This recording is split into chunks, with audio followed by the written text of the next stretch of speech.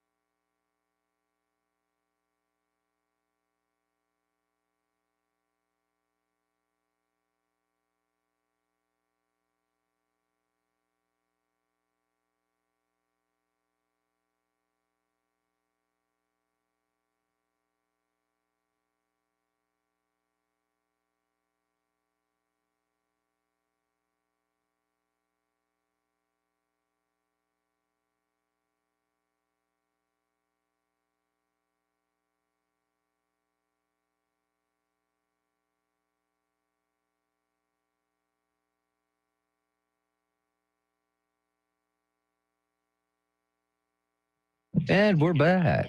Good morning, Louie. Louie, morning, Jacob, everyone. Sickapal, and Travis. Rooster. Rooster in the morning says a cockadoodle-doo. I know a girl who says... ...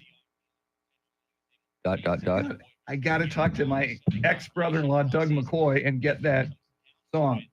Steve Duraco knows it. I believe Doug has the 45. Oh, my God. So What's a 45, Chris? I got to record it. Is it a 45 caliber, It's or what are we talking about? 45 RPM. Oh, okay.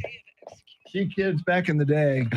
They were really, really small CDs. Small CDs. They were like CDs. Yeah, but with one song on one side and one song on the other. It was amazing.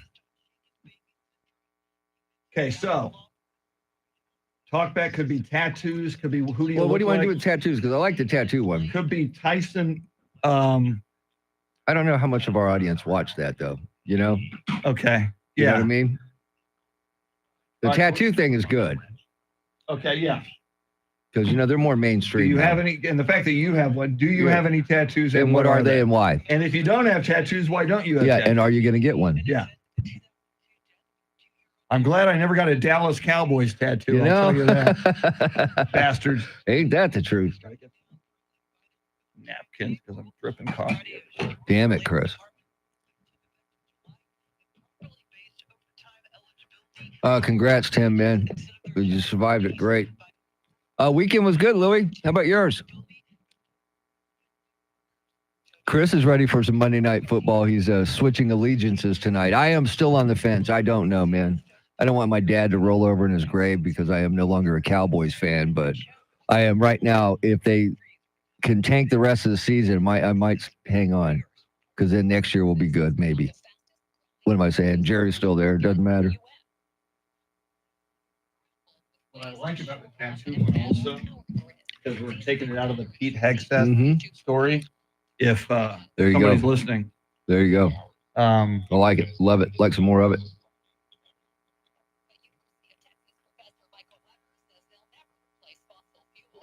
Watch a little bit of the UTSA game Friday. They did good. Yeah. Yeah. Especially the first half, man. They were really good. Gave us some points later, but that's okay. Yeah.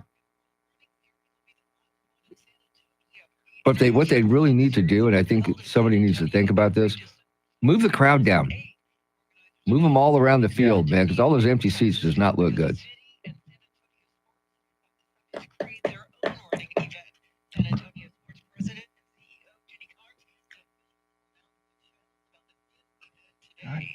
Oh, yes, they did, Travis.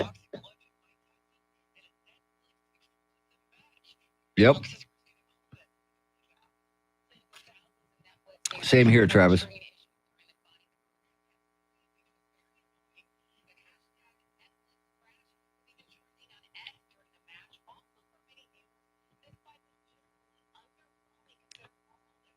Generally, it was very underwhelming.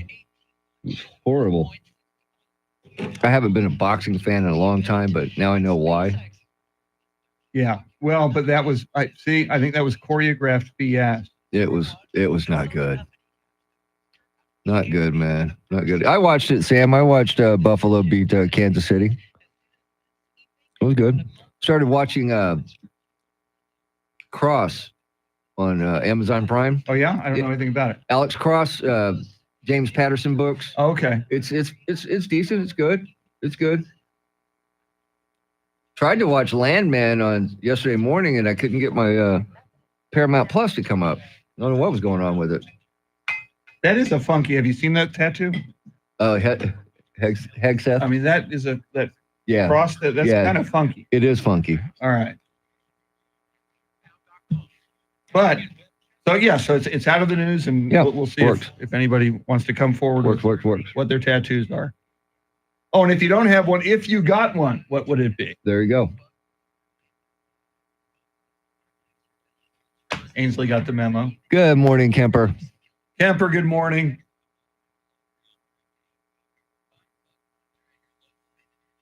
Yeah, but they need to move everybody closer to the field so it doesn't look so bad on TV. I don't like that. What are you talking about, UTSA? Yeah. That's true. They should just close upper bowls, upper levels. Just move everybody there, you know? Hang on, guys. I got to cue something up real quick.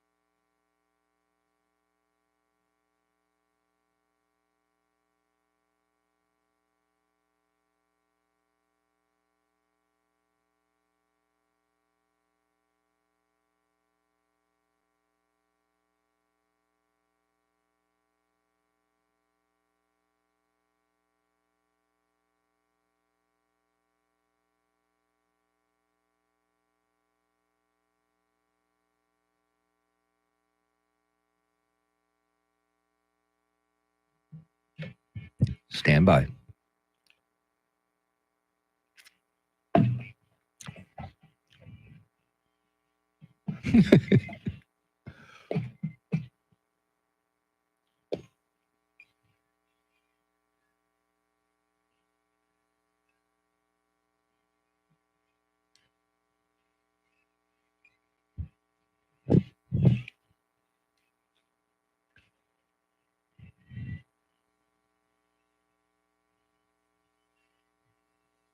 Welcome into this beautiful day, Monday, November 18th, 2024. Rainy days and Mondays don't get me down. We are 10 days until Thanksgiving. Unbelievable. 37 days until Christmas, 63 days until Inauguration Day, and 214 days until Mr. T and I celebrate the first day of summer 2025. Charity McCurdy, how are you this morning? I'm fabulous. I can't believe this is the final week before Thanksgiving. Where did the month of November go?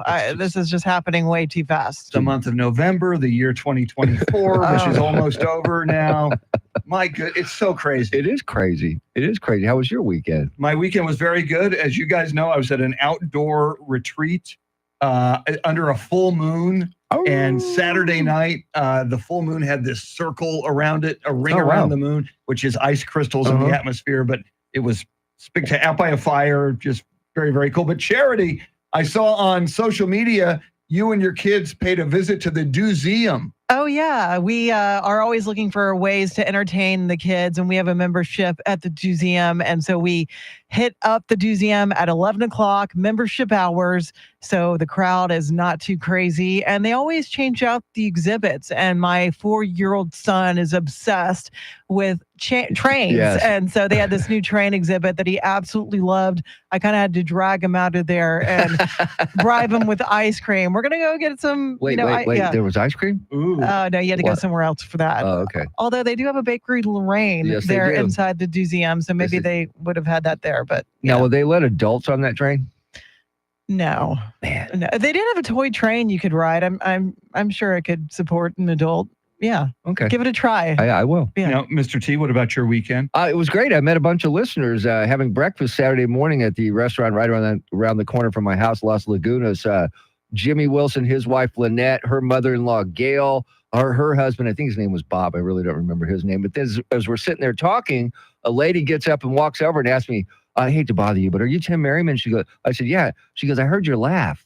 She goes, I listen to you guys every morning. All of them were big fans. They know everything about us, guys. Wow. Yeah. That's one of the That's weirdest awesome. things in radio when somebody recognizes your voice. Because we're on radio, a lot of people aren't watching YouTube, so they Exactly. don't know what we look like. And Charity, that must have happened to you where somebody hears your voice and goes, are you Charity McCurdy? I'm trying to think. No. Gosh, it will happen. Okay. And it's the weirdest thing in the world. It is strange. And then you realize I can no longer rob a bank with a ski mask because someone's going to know my voice. It's always when I hand over a credit card or show my ID because I use my real name. Yeah, me and too. they're like, oh, yeah, I know who you are. So, Yeah. mhm. But Very, it very was cool. nice. They were very nice people, and they love us. They love us. We love our listeners. That's so cool to hear. All right, let's get this party started with traffic and weather together.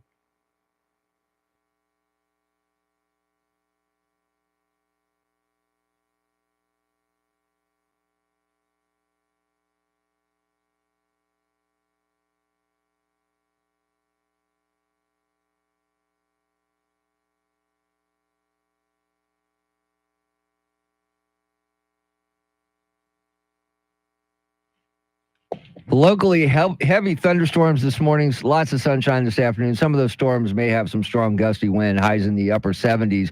Tomorrow, sunshine, highs in the mid 80s. Wednesday, sunny, highs in the low 70s. It is 74 degrees in New Braunfels, 75 in Alamo Heights, and 73 here at the Radio Ranch. WOAI News Time, 5:15. San Antonio's first news, that is Mr. T, Tim Merriman. She's Charity McCurdy. Andrew Zimmel doing the heavy lifting, flying the Millennium Falcon solo this morning. He's also directing our YouTube stream. Go to YouTube, look for us at 1200 WOAI. Well, the pick by Donald Trump for Defense Secretary, Pete Hegseth, has some tattoos that some people have accused of being white supremacist tattoos. and it got him off of a White House security detail. We're going to talk about that coming up, and it raises a question for us to you about tattoos. That's coming right up. But first, we'll get you caught up on headlines, traffic, weather, and more. WOAI News Time 516.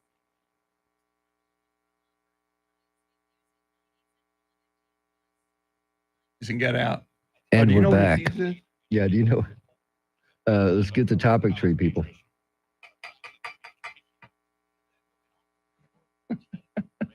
The topic tree.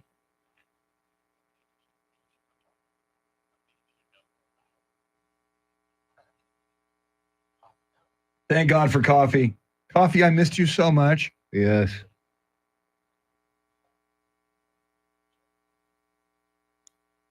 Nico Collins of my Houston Texans returning Yeah. tonight against the Cowboys.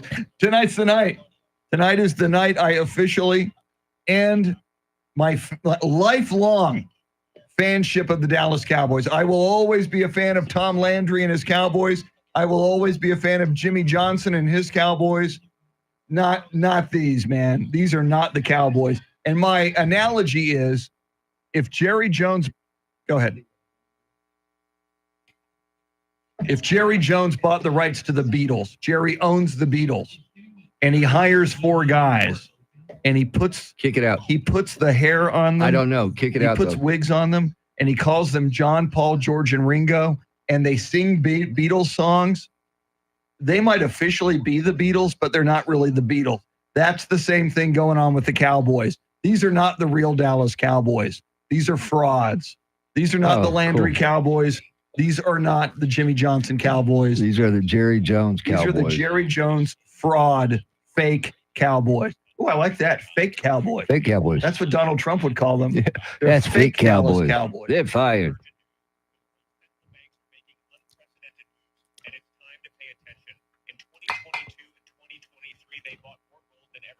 Oh, we're going to set up the talk back here after headlines, right? After headlines. After, yeah. Okay.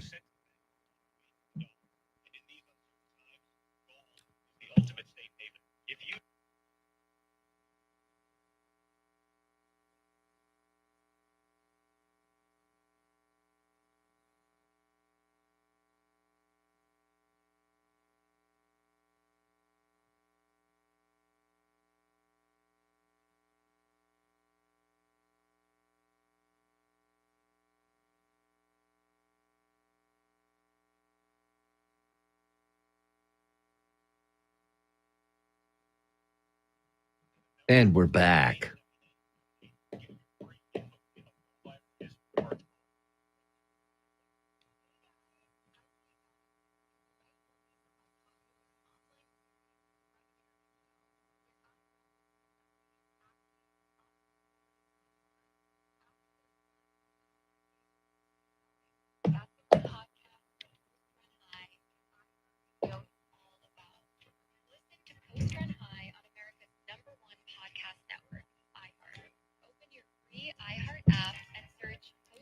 Stand by, Chris. Okay.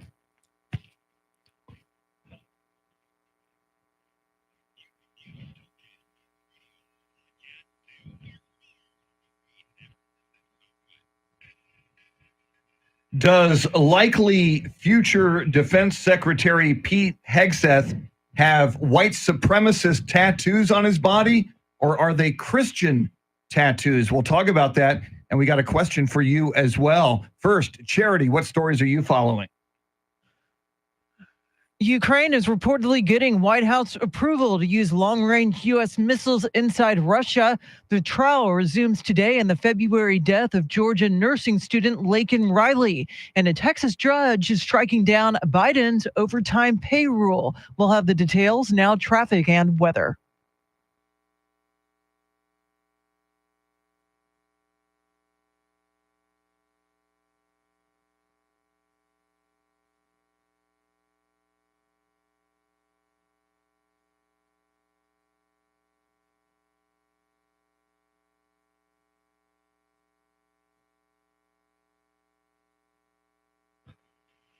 Some thunderstorms this morning give way to lots of sunshine this afternoon. Some of those storms may contain some strong gusty winds, highs in the upper 70s tomorrow and Wednesday. Sunshine both days, mid 80s tomorrow, low 70s on Wednesday. 75 degrees in Leon Valley, 75 in Alamo Heights, and 73 here at the Radio Ranch. WOAI News Time, 520.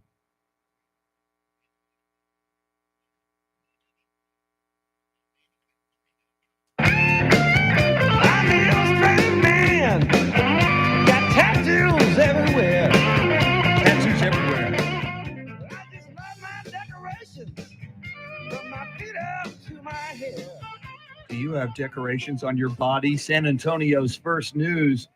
Well, new or soon to be, in all probability, I imagine he'll be confirmed. The nominee for Secretary of Defense, Pete Hegseth, has a lot of tattoos on his body, including on his chest. If you go look on social media, you can see it. It's a big news story now. It's something called the Jerusalem Cross. It's a major cross with like little smaller crosses in each quadrant. Some people have said that is a white supremacist tattoo. Pete Hegseth says it dates back to the Christian crusades in the Middle East, now common in Christian symbology. He says it's a Christian tattoo. Now, what's interesting about this charity is that he's had people in the National Guard accuse him of wearing white supremacist tattoos. And in fact, Pete Hegseth says that he was kept out of a security detail at President Joe Biden's inauguration because a fellow service member said he might be a threat. He might be an insider threat, apparently because of these tattoos. Yeah, I know the Latin inscription, Deus Vult, which translates to God wills it, has been linked to white supremacists, according to some. But amazing that a fellow Army National Guard member apparently flagged Hegseth as an insider threat. Unbelievable. He does have a lot of tattoos. I mean, and it all seems to point to his military service and penchant for patriotism. Yeah, I mean, he does have some pretty nice ones, but that one is puzzling to me because I don't quite get it. And you're mentioning all these definitions of it, but to me, it looks just odd. It looks odd, but again, everybody has their own symbols that mean something to them. Now, Pete Hegseth is pushing back. He calls these criticisms anti-Christian bigotry, and now Vice President-elect J.D. Vance as well is speaking out on behalf of Pete Hegseth, saying this is anti-Christian bigotry. It's an unusual world we live in. That I mean, think of the difference between white supremacy and Christianity. Yeah, I mean, and if indeed these are, and they sure seem to be Christian symbols, to be accused of being a white supremacist, and you're about to become the Secretary of Defense, and you've served your country honorably in combat, as Pete Hegseth has, is pretty awful. I think they would have to link him directly to white supremacist activities for him to be accused of something so heinous. But I imagine this is going to blow over. There's not going to be too many times we see Hegseth without a shirt on, although he has shown pictures on social media. He is definitely proud of those tattoos. I will say that. And we want to hear from you on the Talkback feature on the free iHeartRadio app. Do you have any tattoos? If you do, let us know. What are your tattoos? We'll tell you what Mr. T's tattoo is. If you don't have tattoos, why don't you? And if you ever got a tattoo, which tattoo might it be? iHeartRadio app, search 1200 WOAI, talk back to us. We'll play them on the air and react. Charity has all the big stories you need to know at the bottom of the hour. And at 5:40, we'll react to the old man fighting the young man on Netflix over the weekend. WOAI News Time, 524.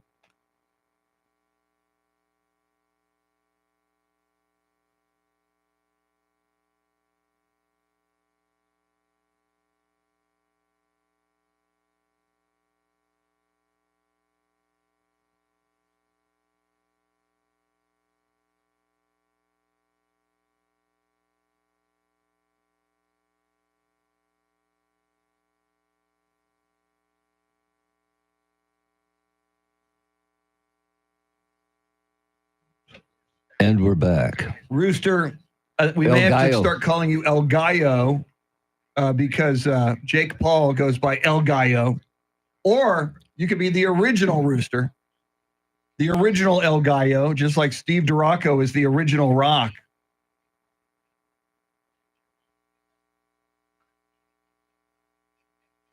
I gotta go see what the hell's going on in there. Yeah, I'll talk to the people until charity.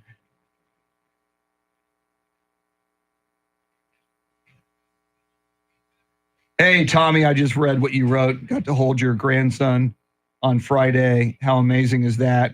Wonderful. What a moment, man. Sick of Pollen, Travis. Yeah, so back to the Cowboys. These are fake Cowboys. These are not. Jerry Jones has just corrupted and bastardized the Dallas Cowboys. And I was so loyal. Cowboys were my first team I fell in love with. They have been as much of a Spurs fan as I am. I have first and foremost been a Cowboys fan, and it's been 29 years. I am just sick of mismanagement, and it's BS. We're all in. He's a carnival barker.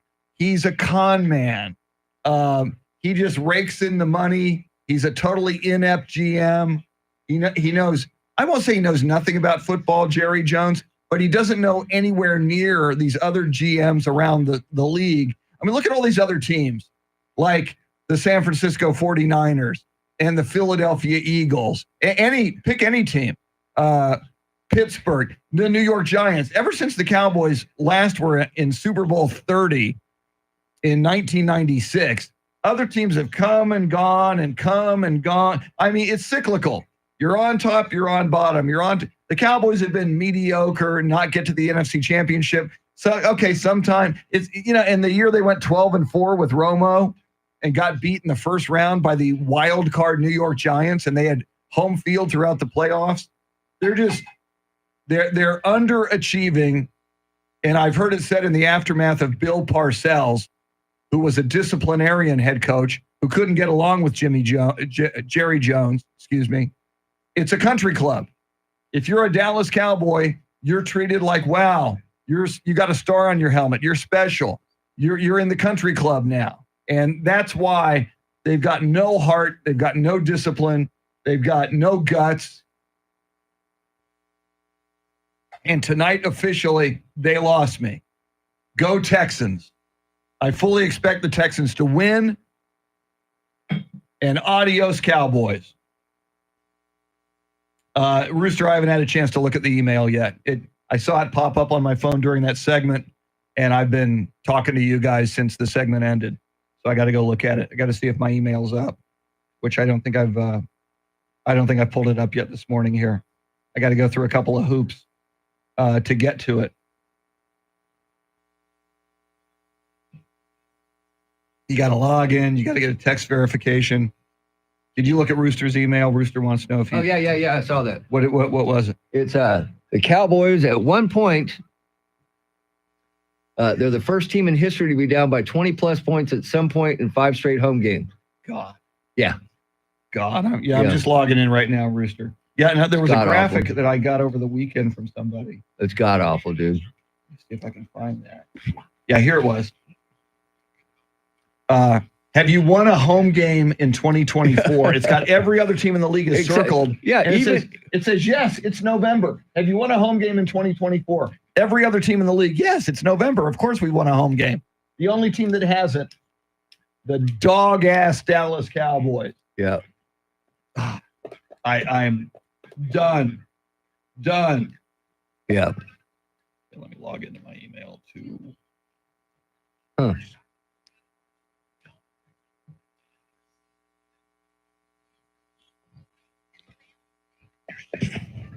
Even the Carolina Panthers won a home game.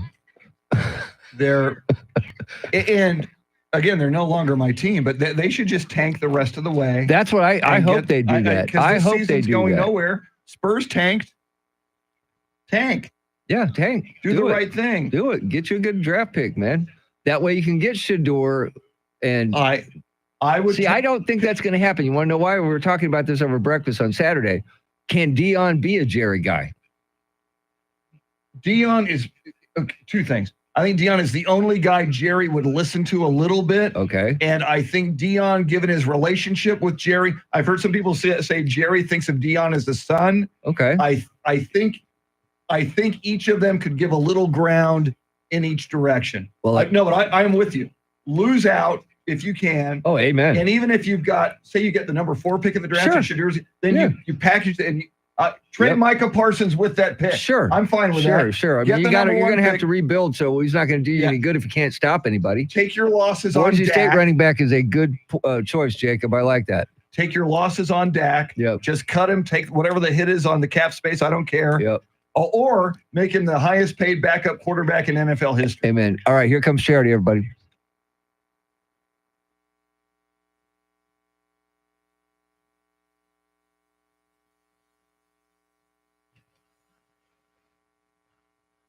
.531 is our time. San Antonio's first news. Good Monday morning. I'm Charity McCurdy. Among our top stories, President Biden greenlights Ukraine using U.S.-made long-range missiles in Russia, and Trump names more cabinet picks. We'll have the details first. Traffic and weather together every 10 minutes and mornings.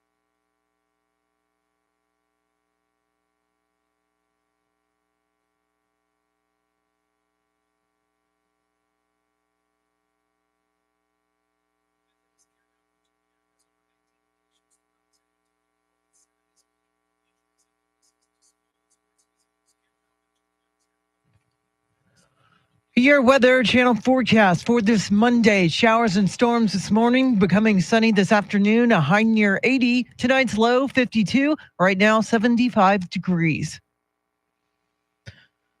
President Biden has authorized Ukraine's use of U.S.-supplied long-range missiles to strike inside Russia for the first time. Fox's Kevin Cork has details. The decision allowing Ukraine to use the Army tactical missile system for attacks farther into Russia comes as thousands of North Korean troops allegedly have already been sent into a region along Ukraine's northern border in an effort to help Russia retake ground there.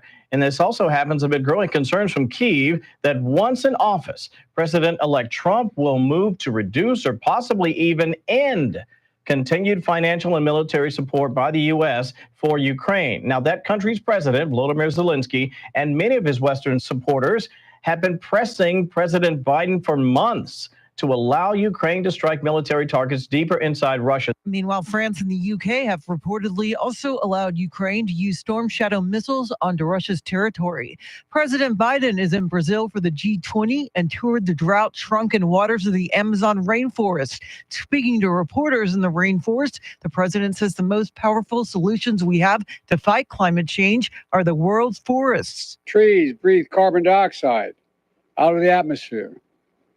And yet each minute, the world is chopping down the equivalent of 10 soccer fields worth of forest each minute. With this visit, the president becomes the first sitting U.S. president to set foot in the Amazon rainforest. President-elect Trump has returned to Florida to work on completing his cabinet after making an appearance at Madison Square Garden for a UFC event on Saturday. Here's Fox's Bill Malugin. President-elect Donald Trump is back here in Palm Beach, huddling with his transition team after that big night he had at Madison Square Garden, where he received basically a hero's welcome at the big UFC fight. Trump was having a great time, basically taking a victory lap, as it was his first time there since that big rally he had a few weeks ago. But now he's back to work, building out his administration. More than 20 picks already. Some of them have been controversial. Some are going to get bipartisan support.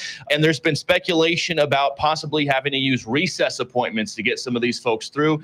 In the meantime, one of the biggest positions we're still waiting to hear on is Treasury Secretary. And right now there's a couple of names being floated for it. That'd be Scott Bessent and Howard Lutnick. Meantime, Trump announced his campaign spokesperson, Carolyn Levitt, will serve as the White House press secretary. She'll be the youngest ever person to serve in the role at just 27 years old.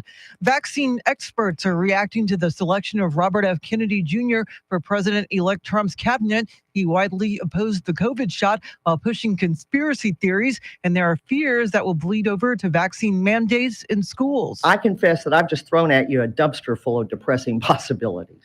Terry Berg heads the Texas-based immunization partnership. She says with Kennedy leading the Department of Health and Human Services, it's time for science-based groups to step up and combat misinformation. Governor Abbott has activated state emergency response resources ahead of stormy weather. The National Weather Service warned about severe thunderstorms heading into northwest Texas last night and moving east this week. The weather system may bring heavy rains, flash floods, strong winds, large hail, and tornadoes, and river flooding over the next few days. Abbott has directed the Texas Division of Emergency Management to deploy the Texas A&M Engineering Extension Service. The deployment includes rescue boats to assist with flood rescues as needed. Well, in-state rivals face off on Monday Night Football. Fox's Tony Genualdo reports. Week 11 of the NFL season concludes tonight with the Dallas Cowboys hosting the Houston Texans. Both teams are in desperate need of a win. While the Texans sit at 6-4 on the season and on top of the AFC South, they've lost each of their last 2 games. Meanwhile, for Dallas, they are on a 4-game losing streak and are in serious danger of their 3-year playoff run ending. They're also still looking for their first win at home this season. Cooper Rush will get the start once again for Dallas following Dak Prescott's season-ending surgery 2 weeks ago. Kickoff is at 8:15 Eastern. Tony Genualdo, Fox News. Well, former Van Halen frontman Sammy Hagar and celebrity chef Guy Fieri are out more than $1 million after 2 trucks carrying tequila from their joint business venture Santo were hijacked. The trucks were transporting more than 4,000 cases of tequila into the U.S. from Mexico earlier this month when the hijacking happened in the border town of Laredo. The hijacking and robbery are believed to be an organized crime effort. It is 5:37 now with breaking crime news from around the country. Here's Nancy Grace.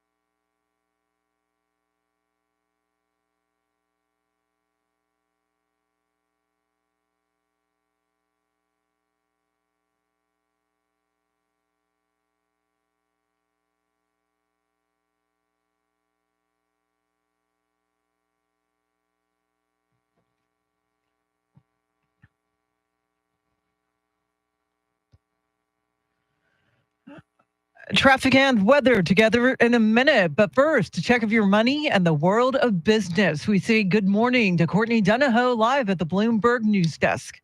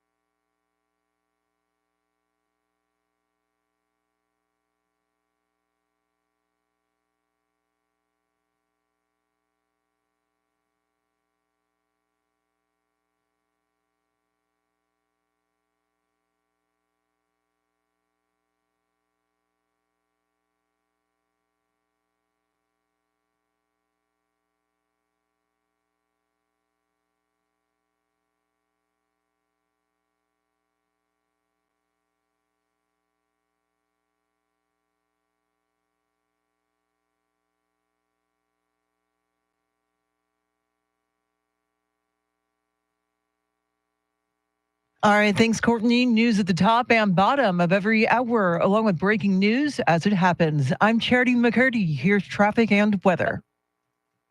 Dying from obesity-related illness than opioids. It plays the devil's advocate just a little bit. So, first of all, I'm on board with this as I try to live my life more healthy, but I indulge in junk food.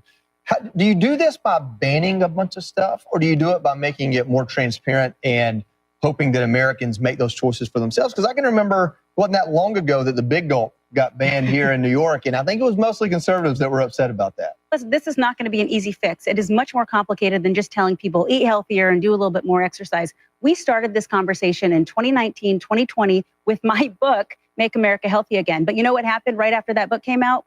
COVID. And so all of a sudden, all of the conversations about being healthier just got pushed to the wayside. But what did we see with COVID? We saw people who are overweight did much worse when it came to COVID-19. So it's going to start from, it actually starts in pregnancy. And Rachel, you're going to love this. Women who are pregnant, they need to be educated on healthy eating, healthy weight. Women need to be encouraged to breastfeed because mothers that breastfeed have a lower rate of obesity in themselves and also their children. We need to get education on nutrition back into schools. We need to get our kids exercising again. After 8 full rounds, we go to moving. It's to make sure that the neighborhoods and parks are safe and people have access to outdoor activity.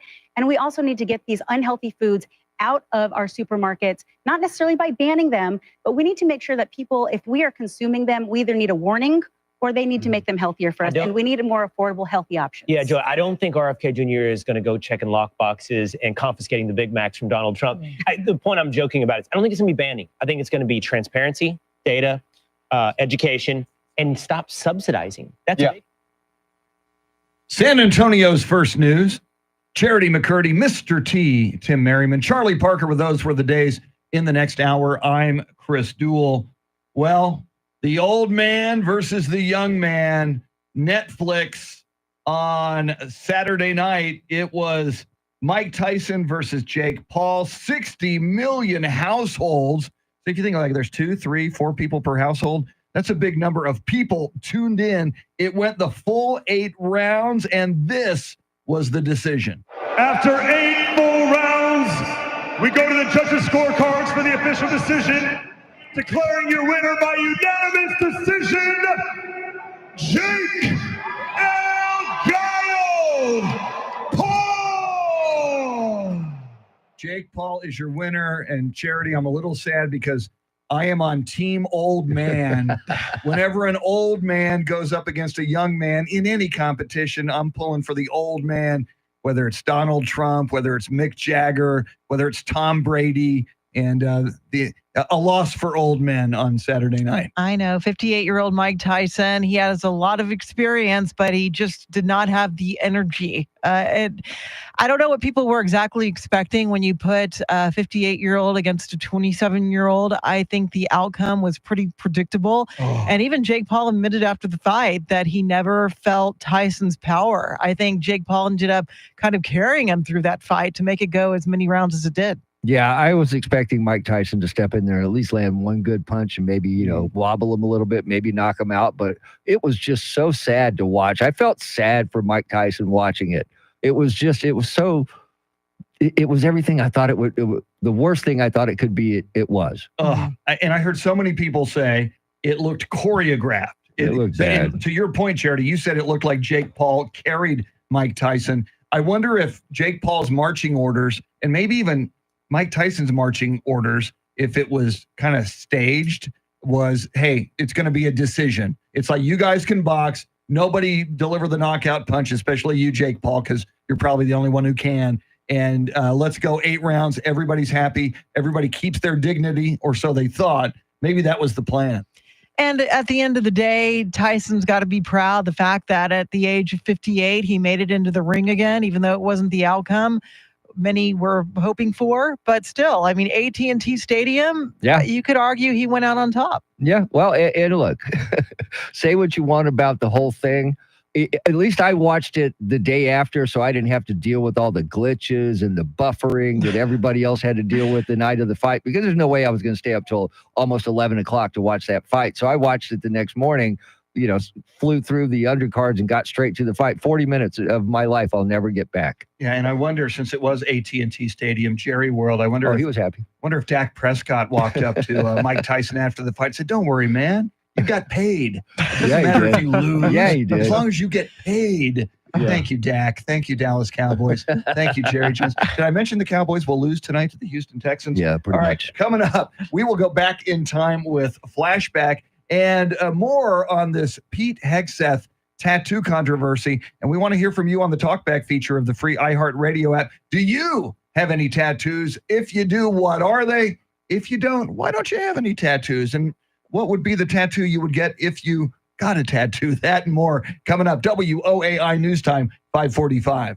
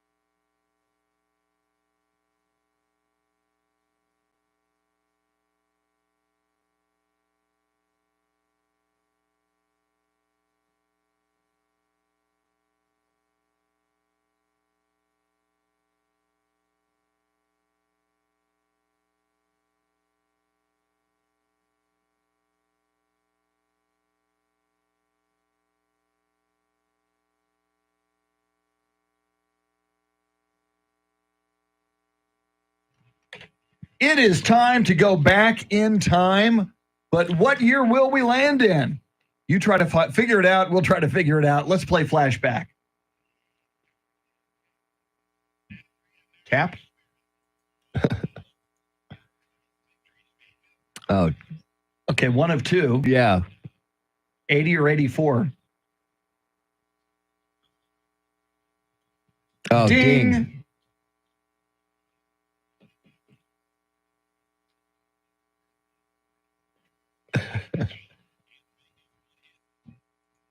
Oh.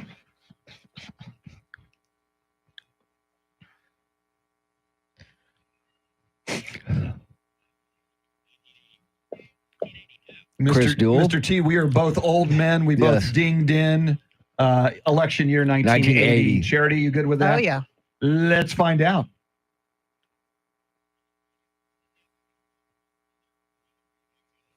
Ding,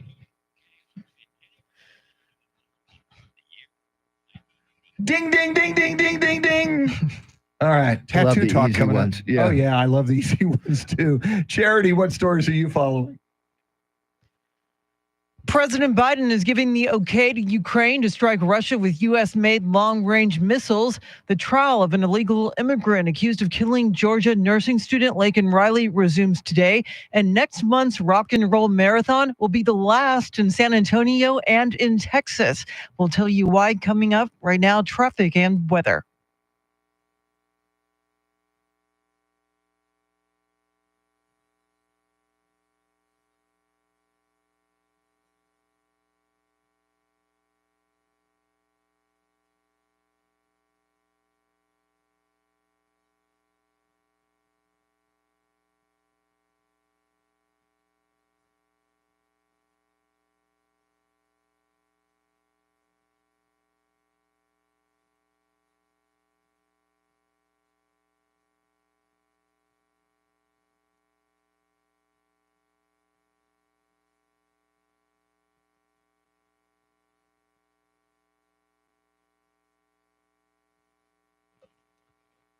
Some thunderstorms this morning give way to lots of sunshine later on today. Storms that you may see this morning may contain some strong gusty winds, highs in the upper 70s.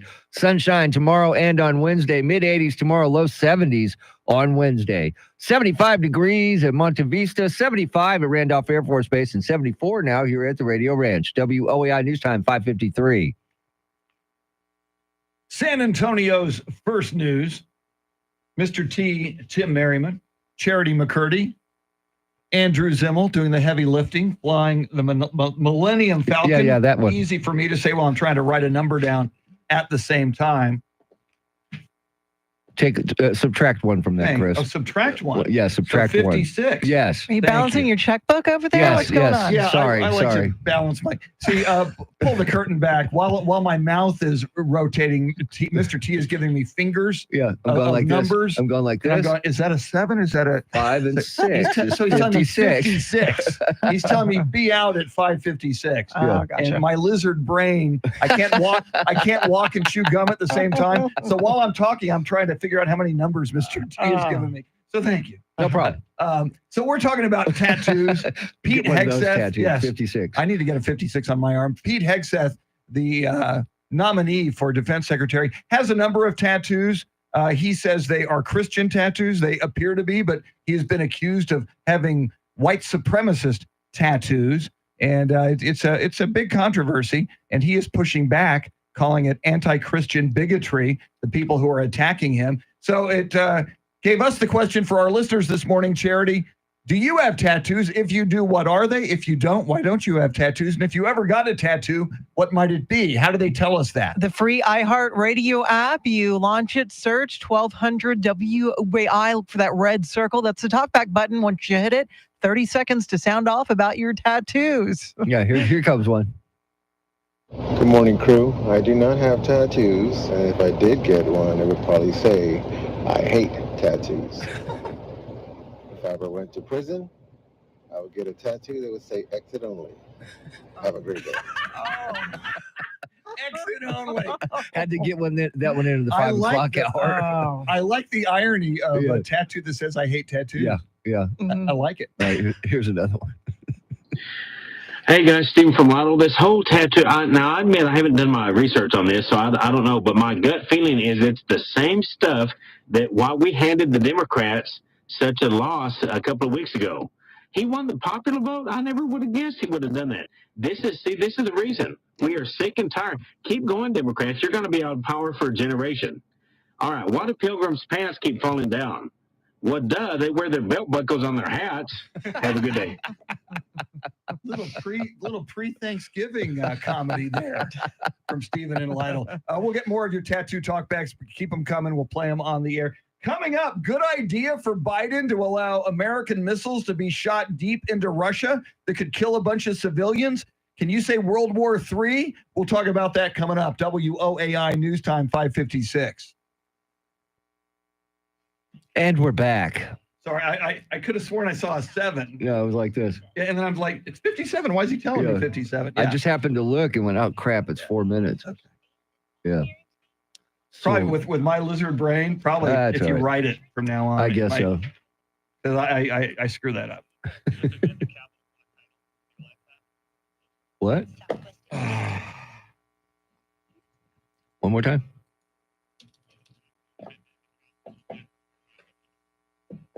I didn't have my headphones on. What do you say?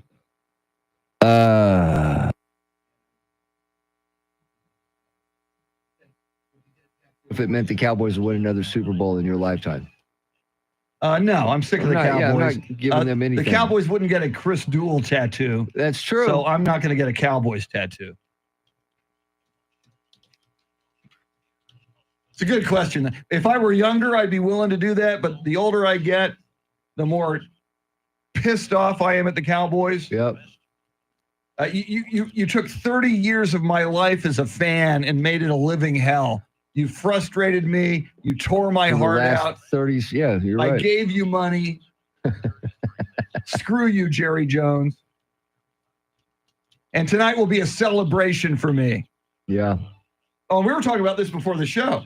I pray to God that in the next few years, the Houston Texans win the Super Bowl. Oh, man. I want to see celebrations. And I want Jerry Jones to see another state of Texas team do what he cannot do without Jimmy Johnson or Jimmy Johnson's players, and that's win a Super Bowl. And Andrew Zimmel was making a really good point before the show. With each passing year, more and more young people right now in their 20s and 30s don't know. They didn't live through the Troy Aikman, Emmitt Smith, Michael Irvin, Jimmy Johnson era. It's on YouTube, but it's a distant memory. Yeah. So if the Texans keep winning and the Cowboys keep sucking, the Texans will, and I hope it happens now, overtake the Cowboys as Texas's team. And I think we can say now officially the whole America's team thing is over. It was America's team for Tom Landry and Jimmy Johnson. It is over. Jerry Jones, you destroyed America's team, and that, sir, is un-American.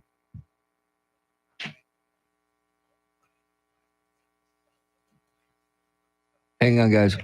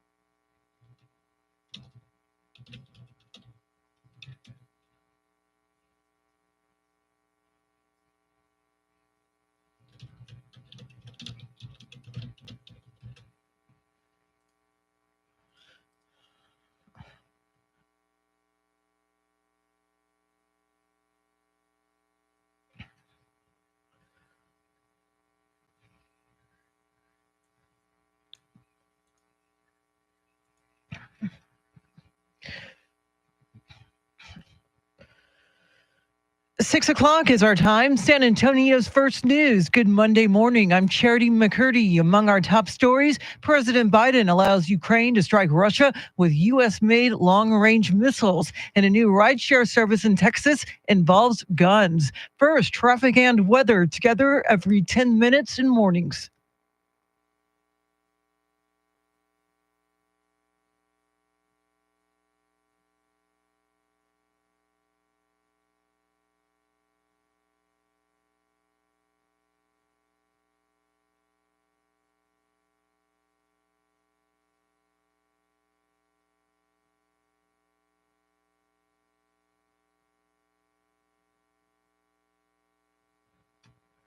Your weather forecast for this Monday: showers and storms this morning, becoming sunny, a high near 80. Tonight's low 52. Right now 75 degrees.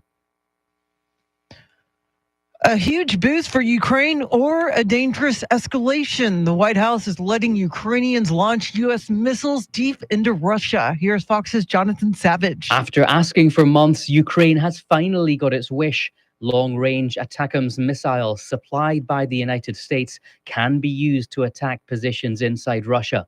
This decision is designed to help the Ukrainians hold on to land they've seized in Russia's Kursk region. It's said to be a response to Russia using North Korean troops. The UK and France are now expected to give similar go-aheads. One Russian lawmaker warns it risks World War III, but leader Vladimir Putin has yet to comment. He earlier warned such a move would put NATO in direct conflict with Russia. Jonathan Savage, Fox News. President Biden is in Brazil for the G20 summit. World leaders are set to discuss international efforts in fighting hunger, sustainable development, and reforming global governance institutions. President-elect Trump continues to quickly shape his cabinet just over a week after he won re-election. Fox's Bill Malugin has the latest. Trump has made more than 20 selections for his incoming administration. Some spots still left to be filled. Some spots have been controversial so far. Others expected to get bipartisan support. However, Democrats have been highly critical of some of the choices so far. In the meantime, some Republicans and even Trump himself have been toying with the idea of potentially using recess appointments to get around the Senate confirmation process if it comes down to it. Some possible names floated for Treasury Secretary include billionaire banker Howard Lutnick and investor Scott Bessent. Meantime, Trump announced that his campaign spokesperson, Caroline Leavitt, will serve as the White House press secretary. A federal judge in Texas is striking down President Biden's overtime pay rule. On Friday, a judge ruled the Labor Department rule that took effect in July improperly based overtime eligibility on workers' wages instead of their job duties. Biden's rule would have expanded overtime eligibility to 4 million new workers. Judge Sean Jordan, a Trump appointee, ruled that the department's changes to the minimum salary level exceed its statutory jurisdiction. Texas and several business groups had sued to challenge the rule. Texas lawmakers are now starting to look ahead to their next trip to Austin. Republicans control both the state Senate and House of Representatives, but Lieutenant Governor Dan Patrick says House Speaker Dave Thielen has given too much power to Democrats. Casino gambling is an example. You know, they say, oh, we almost passed it last session. You know, they almost passed it with every Democrat voting for it and about 1 out of 4 Republicans voting for it. We don't do that in the Senate. Thielen was first elected 10 years ago, but he finished second in the Republican primary this year, then won the runoff. He then ran unopposed in the general election. Thielen would need 76 votes in the Texas House to win another term as Speaker. Well, a controversial new rideshare service is expanding into Texas. Rex Oates has the details. It's called Black Wolf, and it's described as Uber, but with guns. Founder Kerry King Brown says it gives riders the same comfort and security as a celebrity. It's new and is disrupting the industry because we're now opening doors where we can now give riders a peace of mind. All the drivers will have military or security backgrounds, but it comes with the price. The rides are about 10 to 15% more than other rideshare services. Hiring is underway in Dallas, Austin, and Houston. I'm Rex Oates, News Radio 1200 WOAI. Next month's Rock and Roll Running Series will be the last one in San Antonio. The International Running Series have been held in the city every December since 2008. Organizers announced it's leaving San Antonio and Texas because the city and San Antonio Sports have decided to create their own running event. San Antonio Sports President and CEO Jenny Carnes said officials will announce details about the new event today. YouTube star Jake Paul faced off against boxing legend Mike Tyson in a Netflix exclusive match. Here's Fox's Christina Coleman with more. Tens of thousands of Netflix users reported streaming issues during the fight. The program kept freezing. It was very annoying. The hashtag Netflix crash was even trending on X during the match. Also, for many viewers, this fight was generally underwhelming. Consider all the pre-game hype. And Jake Paul won the fight. Tyson only landed 18 punches. At one point, 60 million households were viewing the event. It is 6:06. The Spurs host the Thunder tomorrow night in the NBA Cup. The voice of the Spurs, Bill Schoening, has details in today's Spurs report.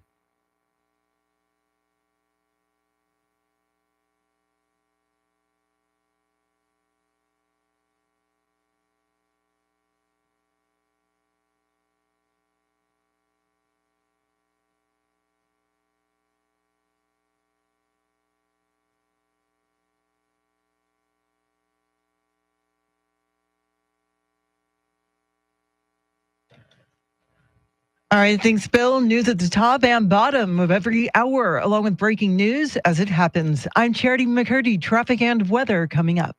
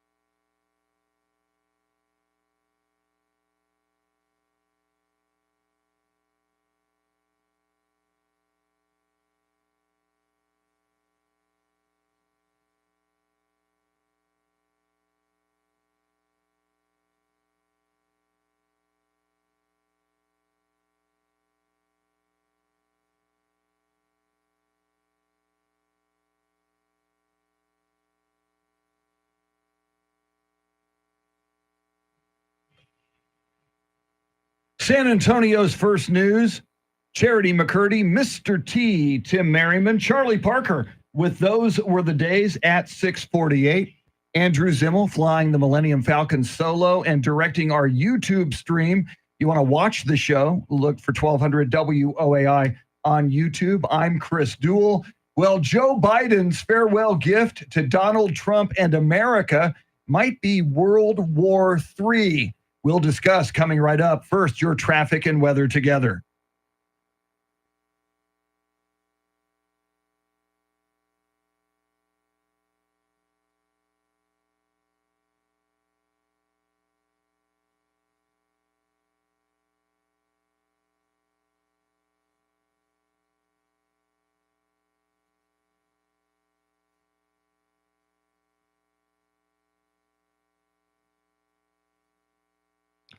Scattered thunderstorms this morning, sunshine this afternoon. Some of those storms may contain some strong gusty winds, highs in the upper 70s. Tomorrow and Wednesday, sunshine both days, highs in the mid 80s tomorrow, low 70s on Wednesday. It is 75 degrees at Fort Sam Houston, 75 in Alamo Ranch, and 74 right here at the Radio Ranch. WOAI News Time, 612. San Antonio's First News, Russia would consider the White House's authorization for Ukraine to use U.S.-made longer-range missiles within Russia, quote, a qualitatively new round of tensions between Moscow and Washington. That's according to a Kremlin spokesperson. Charity, help me out on this. If Ukraine fires U.S.-made missiles deep into Russia, striking a Russian town or city, killing multiple civilians, how is Vladimir Putin and the Russian government going to feel about that? And as I ask you that question, I ask all of us, what if Russian-made missiles were launched into the United States and hit Atlanta or Tallahassee or San Antonio? How would America feel about that, and what would we do about it? I'm sure there would be some form of retaliation, as what we can expect from Vladimir Putin in Russia, who has warned that Moscow could provide long-range weapons to others to strike Western targets if NATO allies allow Ukraine to use their arms to attack Russian territory. So this just really ups the ante. A lot of people see this as adding fuel to the fire. And you question the timing of President Biden finally doing this after holding off on Zelensky's request for these long-range missiles. Obviously, there's a lot of things involved. You have North Korean troops along Ukraine's northern border. 10,000 are the estimates that we have. And then, of course, the winter months are approaching, and it's largely believed, as Russia did last year, they will attack Ukraine's power infrastructure to send people essentially freezing to death during the winter months. Yeah, we don't want to see that, but I do question the timing about this. You know, Joe Biden's fixing to leave office. Let's do this on my way out, leave this up to the next regime to take over and do something with this. I just find it very puzzling that you would do that on your way out. I do too. And think about the concept of World War III. I'm not being hyperbolic here. You've got North Korean troops in Russia going in to fight in Ukraine. You've got U.S. missiles being launched from Ukraine deep into Russia. At least that's what's authorized now.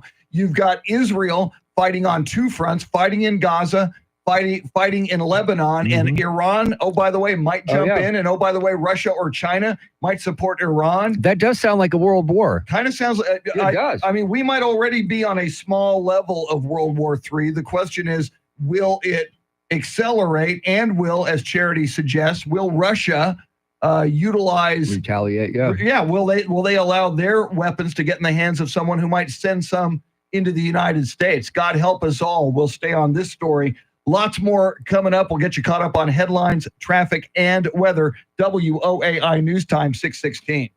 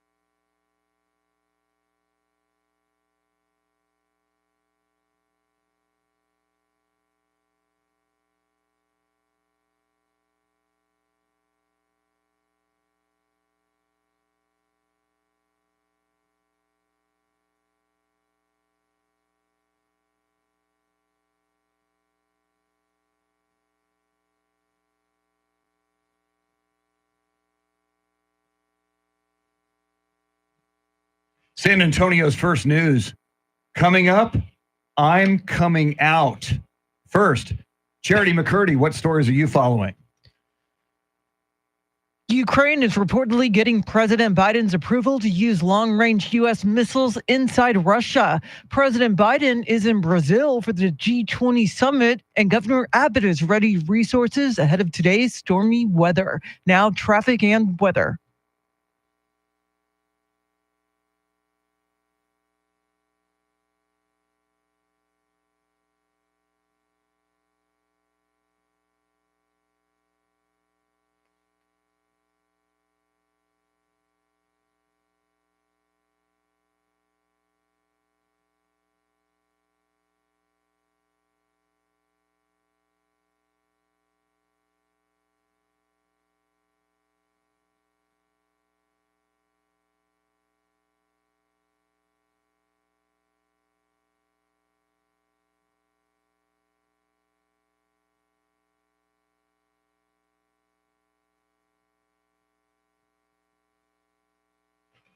Scattered thunderstorms this morning, sunshine this afternoon, highs in the upper 70s. Tomorrow and Wednesday, lots of sunshine, mid 80s tomorrow, low 70s on Wednesday. 75 degrees in Floresville, Texas, 74 at the Snake Farm, and 74 right here in Stone Oak. WOAI News Time 621.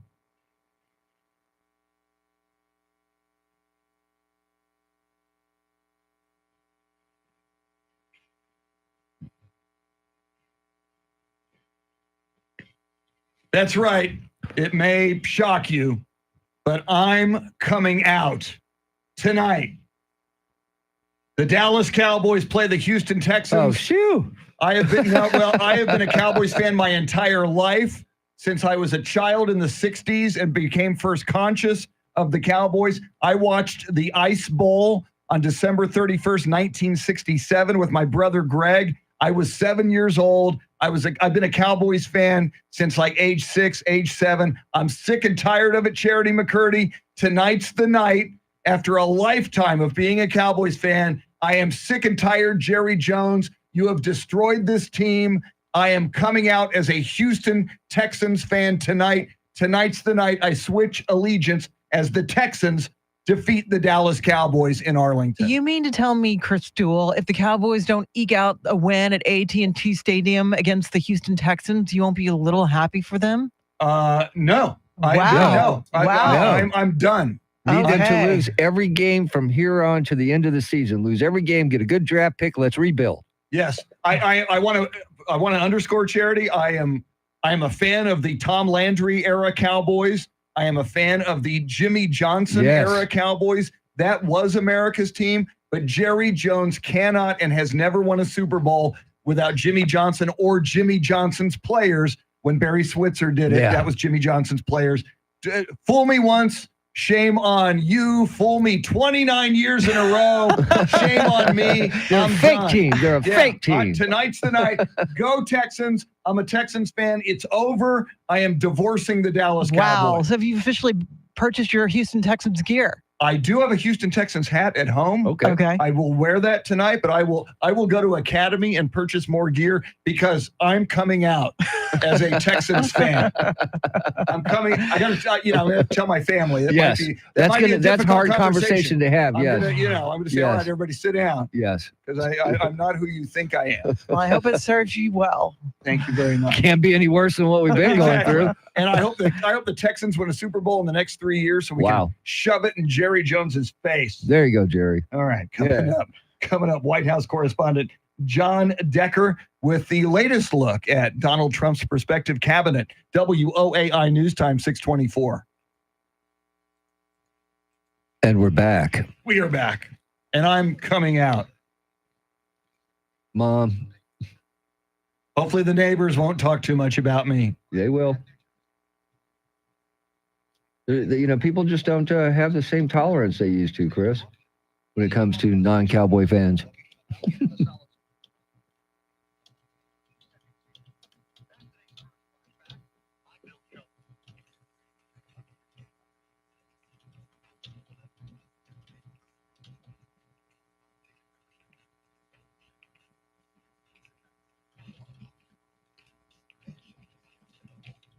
See, Is everybody that wants you to original? burn Did your you come up with, Cowboys. I'm coming out at our pre-show. Or Yes. Is that you? No, he did. I'm gonna give him props for that. People want you to burn your Cowboys gear. I'll do that.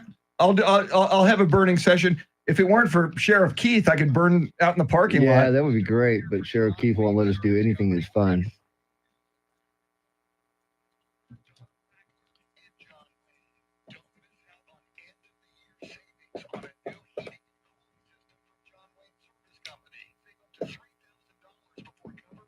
Just be careful where you burn them. I don't want you starting any wildfires. I wonder if I should ask Sheriff Keith. And the answer, of course, would be no. Come on, you can light it with your cigarette. You can pour it. Yeah, there you go. You can douse it out with your Dr. Pepper. Dan Ann Smith. Good morning, Dan. He's welcoming you over to the Texans. Thank you. It's great to be a Houston Texans fan, Dan. I'm in. And we were talking about this morning. Please, Texans, win the Super Bowl. This year doesn't look like it's their year, No. but possible. They'd be 7-3 if they win tonight? Yes. Obviously the Bills and the Chiefs look like the class of the AFC, but you never know. No, they're 6-4. They'd be 7-4. 7-4. Okay. But maybe next year that's or right. the They next, did lose 4 games. That's right. win the Super Bowl and establish to Jerry Jones that Texas's team is now the Houston Texans. See, Travis, you think that would work, but Sheriff Keith is a very stickler on the rules, and we already have so much on our permanent record that you can't even close the book anymore. Travis, and the story is we were once going to have a bottle rocket war in the parking lot after the show, and he went nuts. Yeah, he wrote us up. Yeah, wrote us up. He contacted the guy that runs the whole building, guy that runs the building, operations guy. He wrote us up and put it on our permanent record. Yes, that we were going to break company policy by shooting my fireworks in the argument on parking that lot. is we didn't do it, so we didn't break any rules. Yeah, we're just talking about it on the Yeah. radio. That's true. We weren't like going Yeah. out there with fireworks. Although I had some in my car, Yeah, but well, other than that, we would have if he would. yeah. Other than that, Like I didn't rob the bank. I was just talking about it. Yeah. Intention is not against the law. That's right.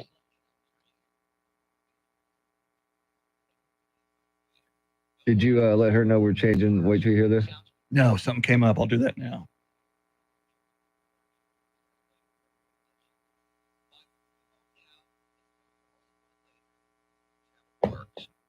I'm coming home.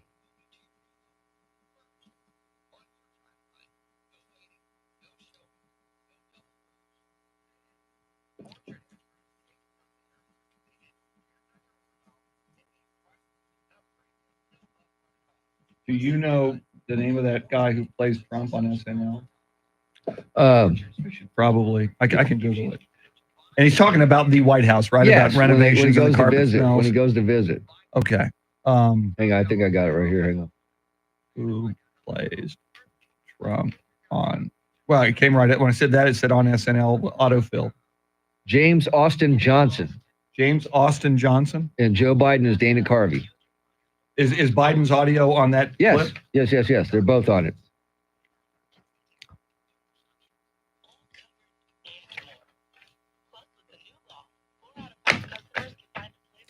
James. Okay, so we're sure that it was him and not. Yeah, Because it's it him. says in the past.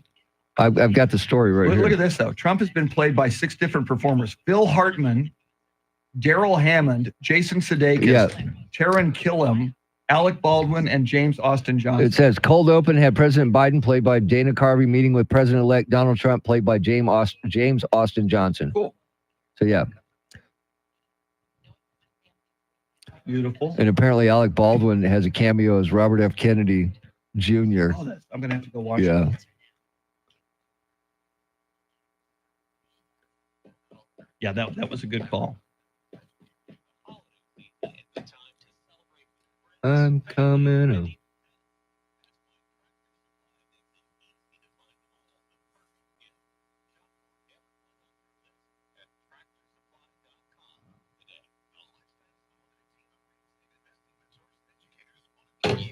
And they're so brilliant for bringing Dana Carvey back to. Oh, I know. Biden. That was a smart move. Yeah. Very smart move.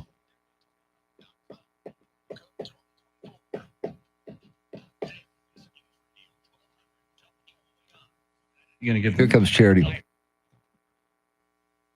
6:30 is our time. San Antonio's first news. Good Monday morning. I'm Charity McCurdy. Among our top stories, President Biden greenlights Ukraine using U.S.-made long-range missiles in Russia.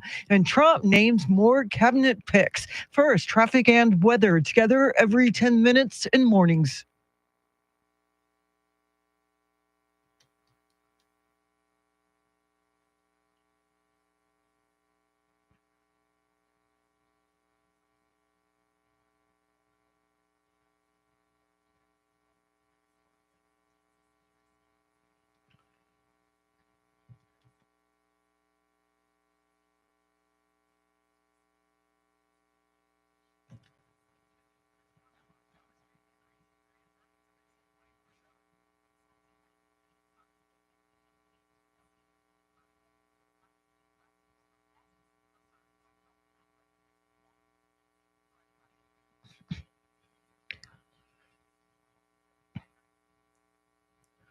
Your weather forecast for this Monday. Showers and storms this morning, becoming sunny this afternoon, a high near 80. Tonight's low 52. Right now, 75 degrees. President Biden has authorized Ukraine's use of U.S.-supplied long-range missiles to strike inside Russia for the first time. Here's Fox's Kevin Cork with details. The decision allowing Ukraine to use the Army tactical missile system for attacks farther into Russia comes as thousands of North Korean troops allegedly have already been sent into a region along Ukraine's northern border in an effort to help Russia retake ground there. And this also happens amid growing concerns from Kyiv that once in office, President-elect Trump will move to reduce or possibly even end continued financial and military support by the U.S. for Ukraine. Now, that country's president, Volodymyr Zelensky, and many of his Western supporters have been pressing President Biden for months to allow Ukraine to strike military targets deeper inside Russia. Meanwhile, France and the UK have reportedly also allowed Ukraine to use Storm Shadow missiles onto Russia's territory. President Biden is in Brazil for the G20 summit and toured the drought-shrunken waters of the Amazon rainforest. Speaking to reporters in the rainforest, the president says the most powerful solutions we have to fight climate change are the world's forests. Trees breathe carbon dioxide out of the atmosphere. And yet each minute, the world is chopping down the equivalent of 10 soccer fields worth of forest each minute. With his visit, the president becomes the first sitting U.S. president to set foot in the Amazon rainforest as he serves the concluding months of his presidency.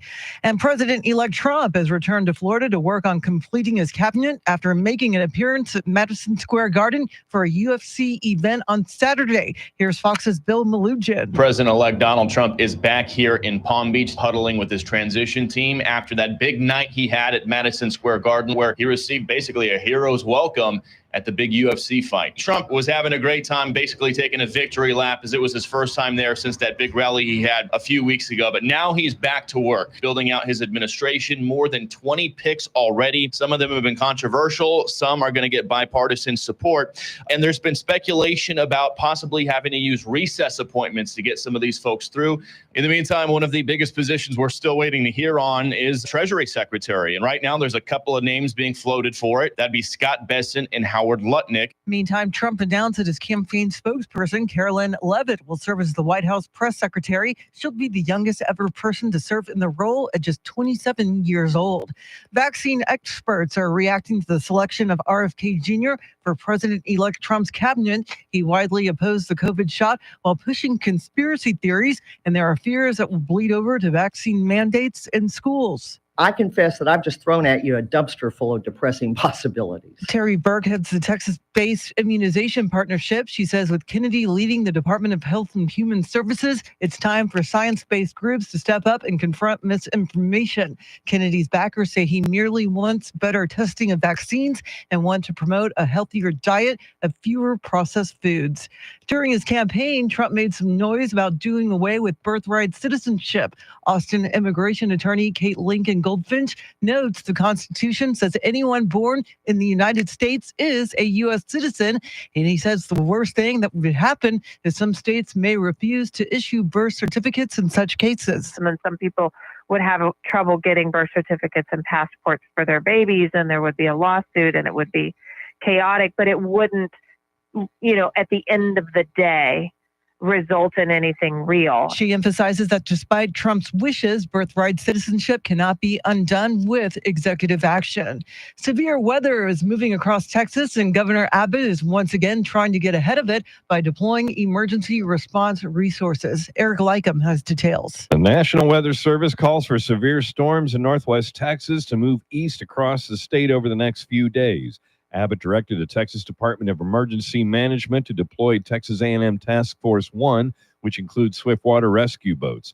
Possible threats include heavy rainfall, flash flooding, damaging winds, large hail, river flooding, and even tornadoes. Abbott calls on Texans to keep themselves and their families safe by staying weather aware and keeping an eye on road conditions at drivetexas.org. Eric Lycum, News Radio 1200 WOAI. A Northside ISD officer is out on bond after his arrest last week for shooting a woman in a stadium parking lot in October of last year. Bexar County deputies arrested Kyle Kennedy, and he has since bonded out. Kennedy and another district officer were directing traffic in the parking lot of Dub Ferris Stadium before a high school football game. Kennedy shot a woman in the arm for reportedly driving aggressively. He's charged with aggravated assault by a public servant, deadly conduct, and official oppression. Well, in-state rivals face off on Monday Night Football. Fox's Tony Ginualdo reports. Week 11 of the NFL season concludes tonight with the Dallas Cowboys hosting the Houston Texans. Both teams are in desperate need of a win. While the Texans sit at 6-4 on the season and on top of the AFC South, they've lost each of their last 2 games. Meanwhile, for Dallas, they are on a 4-game losing streak and are in serious danger of their 3-year playoff run ending. They're also still looking for their first win at home this season. Cooper Rush will get the start once again for Dallas following Dak Prescott's season-ending surgery 2 weeks ago. Kickoff is at 8:15 Eastern. Tony Genualdo, Fox News. It is 6:37. Traffic and weather together in a minute. But first, a check of your money and the world of business. Courtney Donahoe is live at the Bloomberg News Desk.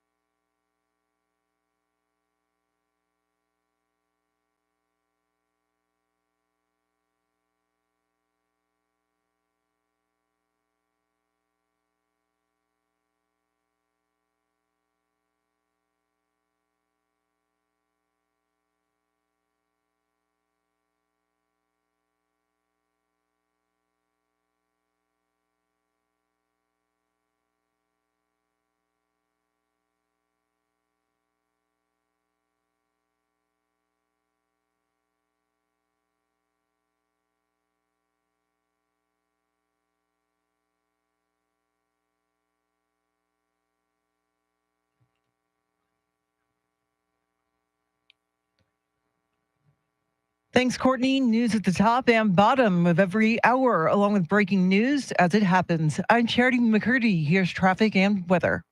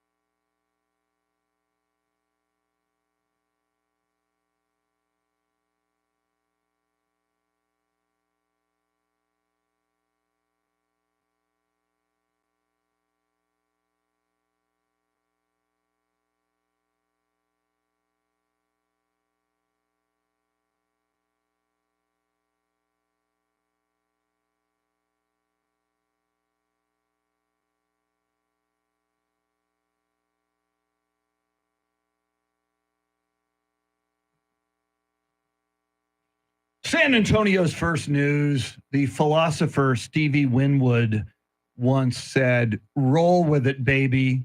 And that is what Donald Trump is doing with his cabinet. He is rolling with it, baby. Most of his choices, or if not all of his choices, certainly seem to be Trump loyalists. Let's talk about the president-elect's cabinet choices with White House correspondent and attorney John Decker. John, great to have you back this week. I want to ask you, among his choices thus far, which is the most surprising? Now, you can't answer Matt Gaetz for Attorney General because I think that's the consensus answer. But other than Matt Gaetz, which of these names surprises you the most? Well, there are two other names that are going to be difficult in terms of getting them over the finish line. That's Pete Hegseth, who is going to be Donald Trump's nominee to lead the Defense Department, the Pentagon, and Tulsi Gabbard, who would be tapped to lead the DNI, which is the Directorate of National Intelligence. It oversees all 13 intelligence agencies. It is responsible for the biggest national security secrets that the United States has. Those two other individuals also will have some trouble in terms of their confirmation. John, do you ultimately see Trump getting the Republican support he needs for confirmation, or will recess appointments likely end up being the path he takes? Well, I think that that is an option for the president-elect, and that is recess appointments for sure, because there will be some difficulty in terms of getting these individuals over the finish line, Matt Gaetz in particular. We know that there are a significant number of Senate Republicans who say it's a bridge too far. I cannot support Matt Gaetz to lead the Department of Justice. So if Donald Trump really wants Matt Gaetz in that role, an acting appointment might be necessary to fulfill that vacancy that will emerge after the current leader of the Department of Justice steps down on January the 20th of next year. So if it's not Matt Gaetz, and let's say he doesn't use that appointment, does he have anybody else in mind for Attorney General? Well, keep in mind, he has already indicated the number 2 and the number 3 individuals to lead the Department of Justice. They're actually former lawyers that defended Donald Trump in some of his criminal matters before the courts, not only at the federal level, but also at the state level. So one of those two individuals could perhaps be elevated to lead the Department of Justice. Or, I think that, there are other names that have been mentioned before, including the junior senator from Missouri, who is Senator Schmidt, and he is someone who formerly served as the Attorney General of Missouri. His name has been mentioned a bit. That would create another vacancy for the governor of Missouri to fill, but certainly it would be a Republican. So those are some options that Donald Trump has if Matt Gaetz does not make it as being confirmed as the Attorney General. John, I'm curious, you are a longtime member of the White House press corps. You go all the way back to the Clinton administration. I notice that Caroline Leavitt is who Donald Trump wants to be his press secretary. She is 27 years old. I don't want to be ageist here at all, but do you think that's a job that a 27-year-old can handle well? Well, she has been the chief spokesperson for the Trump campaign over the course of the past year or so. I know Caroline very well. We exchanged emails, text messages over the weekend when it was confirmed that she's going to be the next press secretary. She'll be the 17th press secretary that I will work with. Wow. And as it relates to Caroline, she formerly served in the Trump White House as a junior aide in the press office. So she's familiar with how the whole process works. She knows people that formerly covered the Trump White House. And I think that she'll work out just fine. Yes, 27, the youngest press secretary in U.S. history. You don't need Senate confirmation for that. So that is definitely someone who will be the chief spokesman for the Trump administration. So, John, how soon can we expect to see these confirmation hearings get underway? Well, that will be the task of the incoming Senate. So it won't take place right now. Once the new Senate is sworn in early January is when that process will take place. That's all up to the Senate. The House does not have a role in this process, and it's going to go really quickly to the point that when Donald Trump is sworn in as America's 47th president, the goal here is to have his entire cabinet sworn in as well, ready to hit the ground from day one. So how was Germany? What was your favorite thing about Berlin and Germany? Berlin was my first time. I've been to Germany before. I've been to Frankfurt. I've been to Munich. I'd never been to Berlin. And it is such an historic city.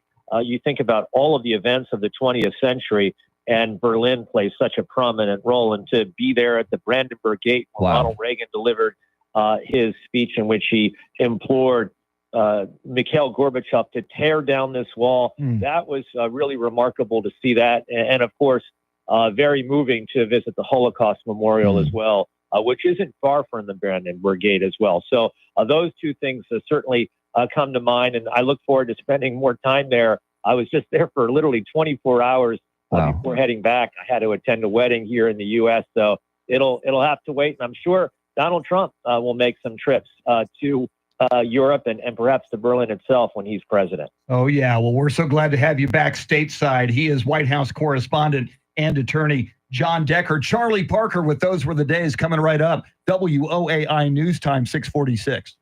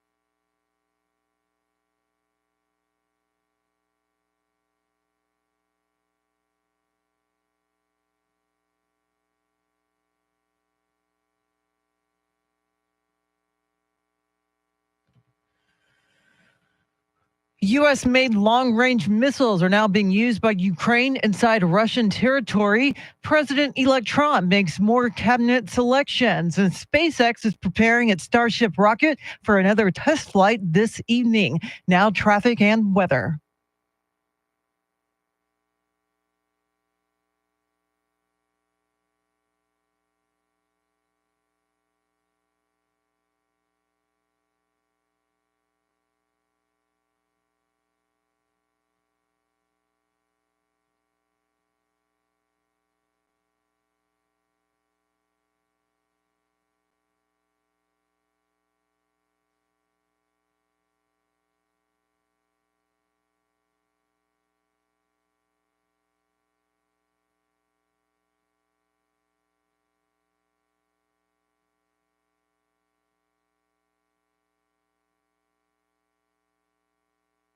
Scattered thunderstorms this morning, sunshine this afternoon, highs in the upper 70s. Tomorrow and Wednesday, sunshine both days, mid 80s tomorrow, low 70s on Wednesday. It is 75 degrees at Randolph Air Force Base, 75 at Alamo Ranch, and 74 right here at the Radio Ranch. WOAI News Time, 6:55.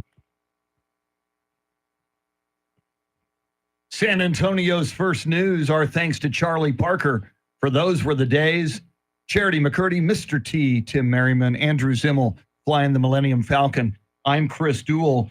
Well, we were reacting earlier this morning to that story out there about Defense Secretary nominee Pete Hegseth's tattoos that have been, some people accusing them of being white supremacist tattoos.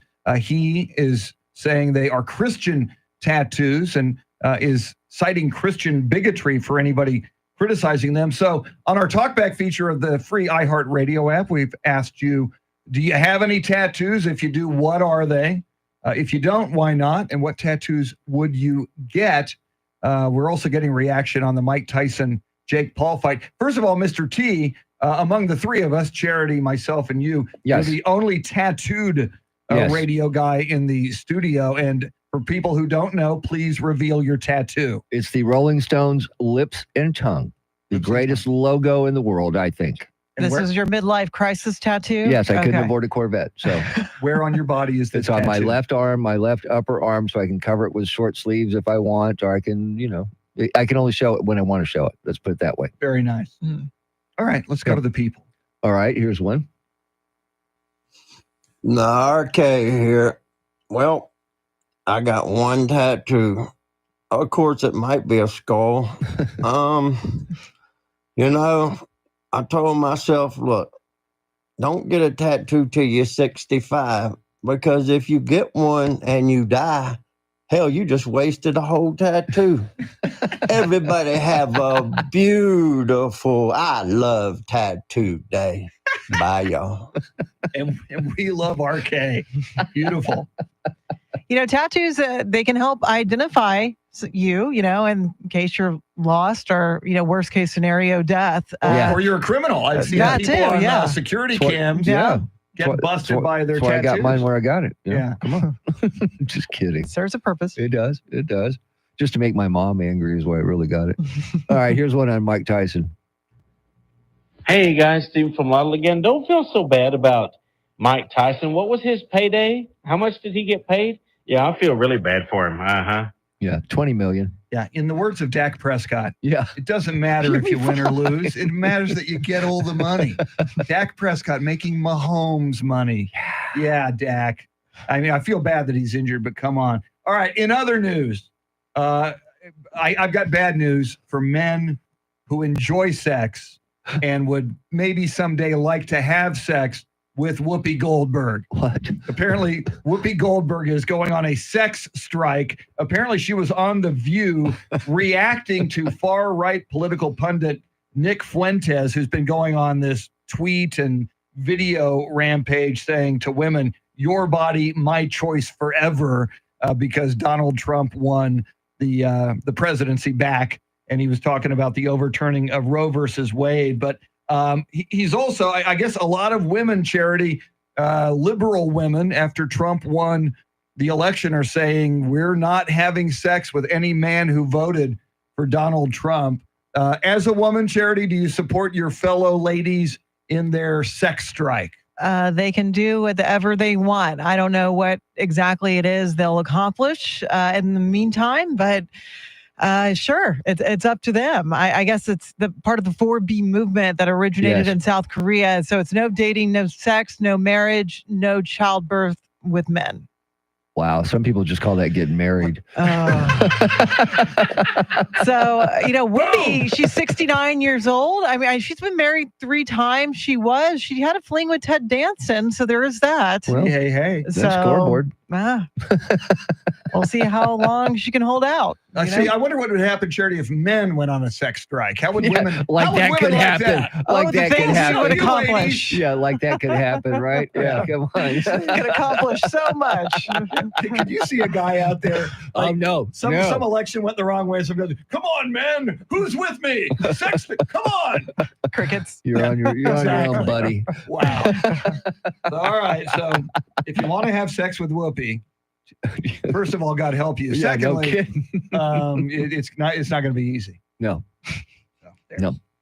She's 69 years old, so she's still got gas in the tank. So I'm glad you said that because somebody could have said she's 69 years old and gone in the other direction. So good. All right. A 69-year-old still has gas in the tank. I am not saying a word. That's breaking news. All of you 69-year-olds out there, you still got it. Go out and get it. All right. We got coming up. We're gonna hear from former check that President-elect Donald Trump in the Oval Office with Joe Biden, except it was on Saturday Night Live. But it's funny. I think you'll like it. That'll be on wait till you hear this. But right now, Charity with all the big stories on this Monday you need to know about because 1200 WOAI news time is 7 o'clock.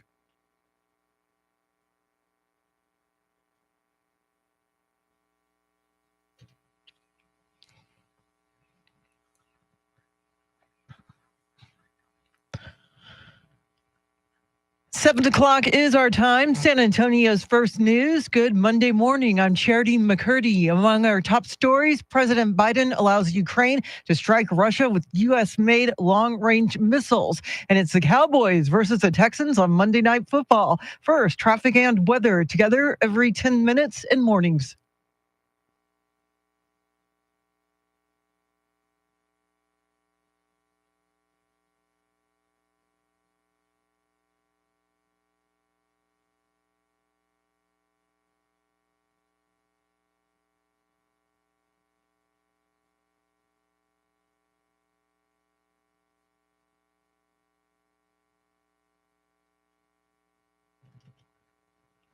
Your weather forecast for this Monday: showers and storms this morning, becoming sunny, a high near 80. Tonight's low near 52. Right now, 75 degrees. A huge boost for Ukraine or a dangerous escalation. The White House is letting Ukrainians launch U.S. missiles deep into Russia. Here's Fox's Jonathan Savage. After asking for months, Ukraine has finally got its wish. Long-range ATACMS missiles supplied by the United States can be used to attack positions inside Russia. This decision is designed to help the Ukrainians hold on to land they've seized in Russia's Kursk region.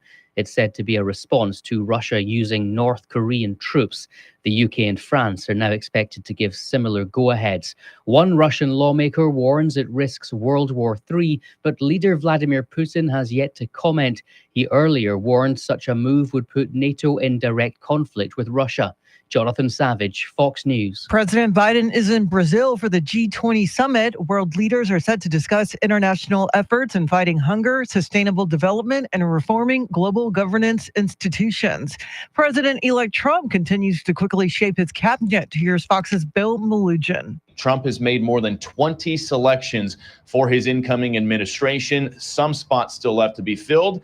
Some spots have been controversial so far. Others expected to get bipartisan support. However, Democrats have been highly critical of some of the choices so far. In the meantime, some Republicans and even Trump himself have been toying with the idea of potentially using recess appointments to get around the Senate confirmation process if it comes down to it. Some possible names floated for Treasury Secretary include billionaire banker Howard Lutnick and investor Scott Bessent. Meantime, Trump announced that his campaign spokesperson, Carolyn Levitt, will serve as the White House press secretary. The trial of an illegal immigrant accused of killing Georgia nursing student Laken Riley resumes today. Prosecutors say forensic and video evidence proves Jose Ibarra murdered Riley in February. They told the judge that Ibarra went out hunting for females on the day he tried to rape her and then bashed her skull in with a rock. The Texas Supreme Court has removed the stay of execution for Robert Robertson. The death row inmate was minutes from death last month when a Texas House committee issued a subpoena requiring Robertson to testify about his conviction based on shaken baby syndrome. UNT Dallas law professor Brian Owsley says the Supreme Court is effectively telling the House to stay in its lane. What the legislature essentially was doing was an end run around the governor and the courts by trying to throw a monkey wrench in the Robertson execution. And the court's like saying, that was a clever try. We're not going to let you do this anymore. Members of the House committee think Robertson may actually be innocent in the 2002 death of his 2-year-old daughter. It'll be up to the state to set a new execution date. A Texas-based federal judge appointed by Donald Trump has permanently struck down an overtime pay rule that keeps 4 million workers from overtime eligibility. Eric Lycum reports. On Friday, U.S. District Judge Sean Jordan ruled that a Labor Department policy that took effect in July improperly based overtime eligibility on workers' wages instead of their job duties. Biden's rule would have expanded eligibility for 4 million people, but the judge ruled the administration's changes exceeded their lawful jurisdiction. The state and several business groups sued to get the rule changed. Judge Jordan temporarily blocked the rule in July, saying it was likely invalid. Biden could go to the conservative-leaning Fifth Circuit Court of Appeals, but the rule appears dead on arrival with the incoming Trump administration. Eric Lycum, News Radio 1200 WOAI. SpaceX is preparing a Starship rocket for another test flight of Boca Chica Beach, close on the heels of a historic launch that saw the company catch the booster out of the air for the first time.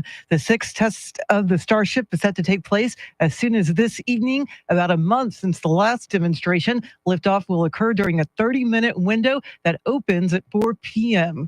It is 7:06. The Spurs host the Thunder tomorrow night in the NBA Cup. The voice of the Spurs, Bill Schoening, has details. And today's Spurs Insider brought to you by SWBC.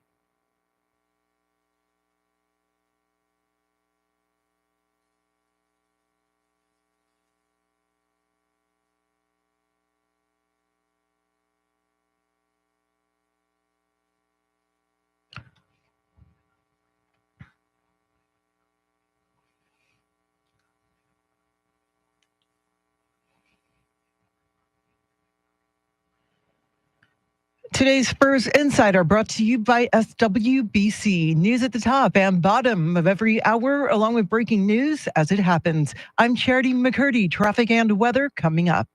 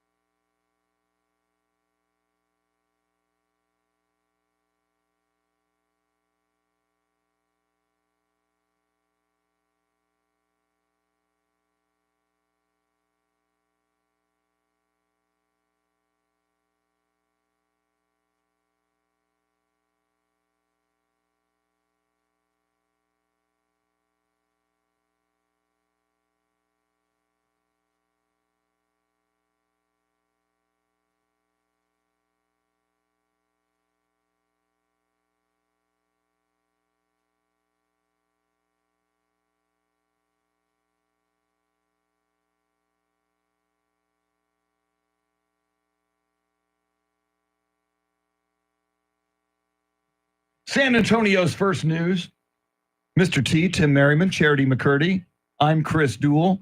Coming up, wait till you hear this. The meeting between President Joe Biden and President-elect, I'm still getting used to President-elect Donald Trump in the Oval Office, as seen through the eyes of Saturday Night Live. It's kind of funny. You'll enjoy it. It's coming right up. But first, your traffic and weather together.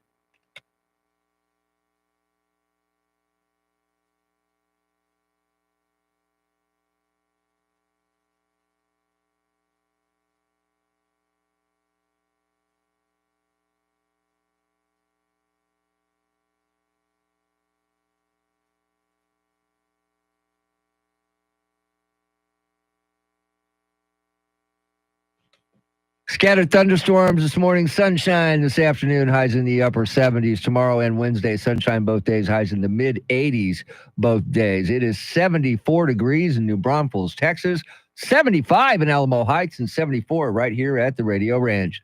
WOAI News Time, 7:10. San Antonio's first news, a big 7 o'clock hour coming up. We'll check in with national correspondent Jason Campadonia. He'll join us just after the bottom of the hour. The latest over the weekend as Russia pounded Ukraine's power grid. Of course, we've been talking all morning about President Joe Biden authorizing Ukraine to utilize U.S. long-term missiles to fire into Russia.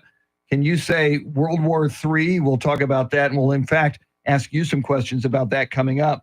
But right now on a segment we call Wait Till You Hear This, as we span the globe to bring you the constant variety of audio every weekday morning at this time.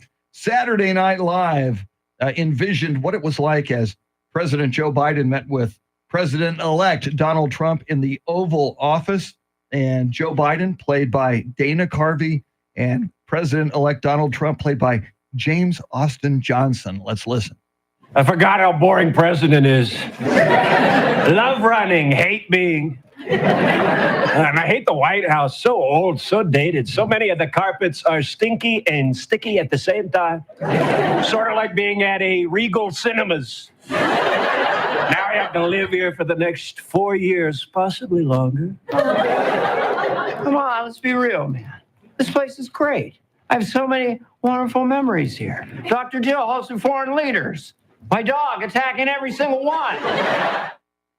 Dana Carvey. One of the best moves Saturday Night Live made this year, Charity, I think, is bringing back Dana Carvey to be Joe Biden. I think he nails him. And there's an endless amount of material for them to use. I wonder if we'll continue to see Maya Rudolph in future SNL episodes, even though Kamala Harris is pretty much playing board games these days. So that's what you do when you don't win the presidency. You play board games. I like that. I like that. Yeah, I think it was a super smart move to bring back Dana Carvey. That was smart. From what I understand, Alec Baldwin did a RFK Jr. impression that was pretty spot on. I haven't seen it, but nice. I don't watch Saturday Night Live. I just happened to catch this morning. I'm the same way. I can't sit through a Saturday Night Live, but when there's a bit that got a lot of notoriety or is funny, I'll check it out on YouTube. It'll kind of cross my radar, and I'll check it out on YouTube. And they seem to be wading more and more into politics. And I imagine that's going to be front and center moving forward, because I don't think anything else garners as much viewership as those kind of skits. You know, I had this conversation with some guys a couple weeks ago about that. You know, when they're making fun of Donald Trump, they're doing that. So you guys don't remember when Saturday Night Live started, man? They were all over Jimmy Carter, all over Gerald Ford. Yes. That's what they did. And they were very, very good at it. And I think that, you know, like Charity said earlier, endless, material is going to happen. Mm-hmm. So I think, why not stick with it? Yeah, and comedians, even those who are not Donald Trump supporters, have said, you know, if Donald Trump gets elected, that's great for comedians. I mean, because he's got a big personality. He's always making news. He's always doing controversial things. So he's kind of fun for people on the right and the left to lampoon. I mean, as I was listening to that That was a funny. I loved his Regal Cinemas reference, talking about the carpet at the White House being dirty and stinky, just like a Regal Cinemas. I mean, we could certainly, if you've ever been in a Regal Cinema, you can relate to that. I take offense as a movie theater auditorium usher. I was sweeping up that popcorn and milk duds, so I took offense. Now, to that. Charity, I like you. I served as a movie theater usher at the Central Park Fox Theater. And my friend Steve the Rock Duraco and I'm not proud of this, we would hide beer behind the screen, behind the movie. So we would like walk down the aisle with our flashlights like we're doing something official. And we'd go behind the movie screen and we would chug beer and then go back to work. So they could see the shadow of you chugging beer behind the movie. We were not smart. No, young and I people. apologize to both of you as being the guy that spilled stuff on the theater floors we had every to clean time I that went. Instead of Gremlins, it's Chris Duell and The Rock chugging beer. Don't feed them after midnight. That's I right. know. I was a juvenile delinquent. What can I tell you? Coming up, Donald Trump becomes the first Republican candidate to cross the $76 million vote. Million vote. Well, yeah, Probably did got that too, $76 yeah. million dollars from somebody on that campaign. 76 million votes. No Republican has ever got to that number with the latest returns coming in. Donald Trump is there. We'll talk about that. And we got to ask you, is it a good idea for Joe Biden to say, yeah, Ukraine, send U.S.-made missiles deep into Russia, hit a few cities? Good idea or not? We'll talk about that coming up as well. WOAI News Time 716.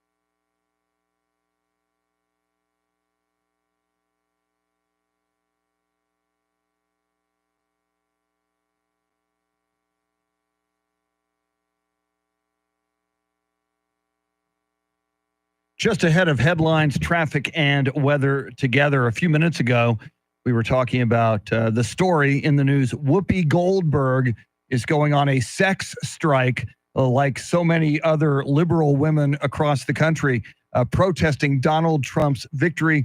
And Mr. T, we got to talk back on that. Yes, we do. Here it is. Good morning, crew. Well, wow, Whoopi's going to abstain from sex. So, if I read that right, no Whoopi with Whoopi? Whoopi! I mean, have a good day, guys. Well played, Officer John. Very good, sir. Charity McCurdy, what stories are you following? Ukraine is reportedly getting White House approval to use long-range U.S. missiles inside Russia. The trial resumed today in the murder of Georgia nursing student Laken Riley, allegedly by an illegal immigrant, and a Texas judge is striking down Biden's overtime pay rule. We'll have details now, traffic and weather.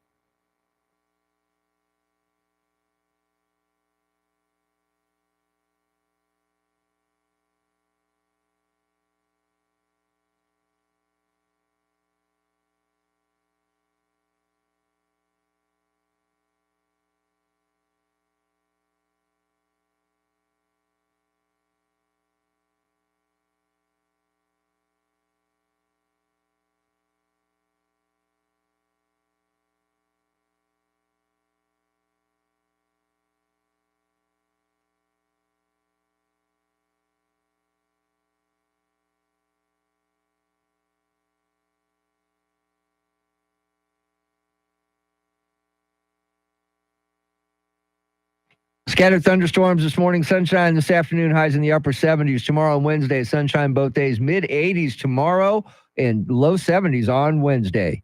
It is 74 degrees in New Braunfels, Texas. It is 75 at Lackland Air Force Base and 74 right here at the Radio Ranch. WOAI News Time, 722. San Antonio's first news. Normally at this time, we bring you Mike Opelka from the Pure Opelka podcast. Don't worry, you will still get your Mike Opelka fix. Lately, he's been busy. He's working at another radio station across the country at this moment in the 7 o'clock hour. So less than an hour from now at 8:20, we will check in with Mike Opelka from the Pure Opelka podcast, get his takes on the morning's big stories. He's brought to us by Randy Adams Incorporated. So that is coming up.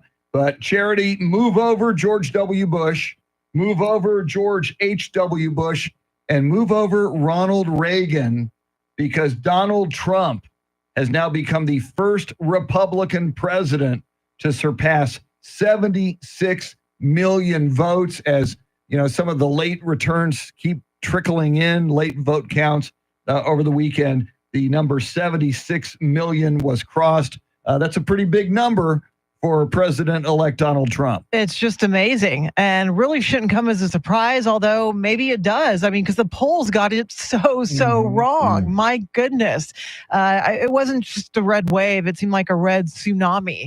And there are so many demographics that were underestimated, specifically Latino men. The Latino population really helped boost Trump during the re-election. Yeah, I think it was tremendous. Nobody's seen numbers that big ever. It was huge. It was huge. Are you telling us it was huge? It was tremendous. That's a lot. That is a lot. I mean, you think about that. I mean, it's astronomical, and it just blows my mind. And I was watching over the weekend Real Time with Bill Maher. And what's interesting here, Bill Maher is a Democrat. We know that. But he was really going after the Democratic Party for just completely dropping the ball. And I always go back to this. I go back to James Carville's "It's the economy, stupid." And I think it was the economy, which was a big motivator among voters. Of course, it was the border as well. The Biden administration was horrible at protecting the border for 4 years. But it was also, and Bill Maher attacked them for, it was the wokeness. The Democratic Party has gone so far into the realm of woke. And I think normal Americans just said, this is too far for us. We don't want to go there. And I think you can blame also Kamala Harris for not distancing herself enough from President Biden. When asked on The View, would you do anything differently from Biden? She couldn't think of anything. And I think that was a defining moment in her attempt to get elected to the White House. People remembered that and thought that there was going to be another 4 years of the same with Harris. Yeah, and I think as soon as Joe Biden dropped out of the race, everybody just thought, okay, that's it. You know, I'm going to move over and vote for Donald Trump because I can't do this again. And I think the fact that she was only in there for 3 months, she didn't do enough campaigning. Look at what he was doing, 3-1 on what she was doing, and she hadn't been out there long enough. Yeah. I mean, you look back on what Donald Trump did, and especially going on so many podcasts. Certainly, the Joe Rogan podcast was a big headliner among podcasts, but he went on a number of other podcasts that He some was people everywhere. Yeah, I mean, and a lot of them directed at young men, and people often say young voters don't turn out to vote. In the case of Donald Trump, a lot of them did, and that was just part of the equation that delivered this election to him in such a big way. Coming up at 7:40, national correspondent Jason Campadonia.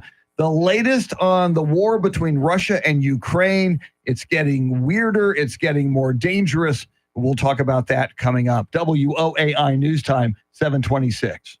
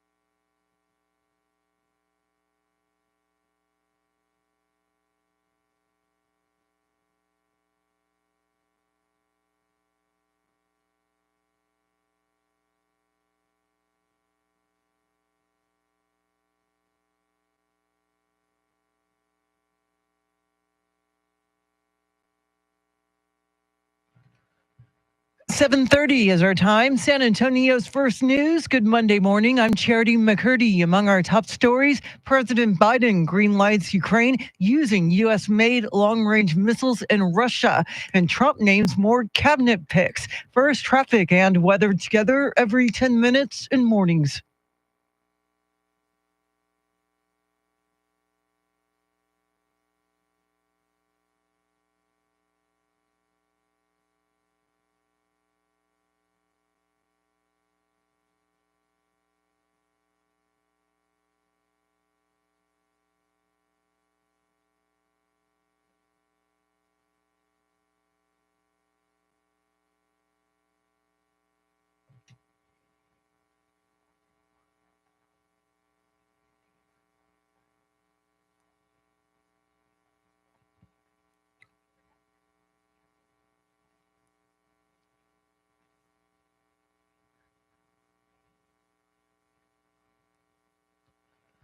Your weather forecast for this Monday: showers and storms this morning, becoming sunny this afternoon, a high near 80. Tonight's low 52, right now 75 degrees.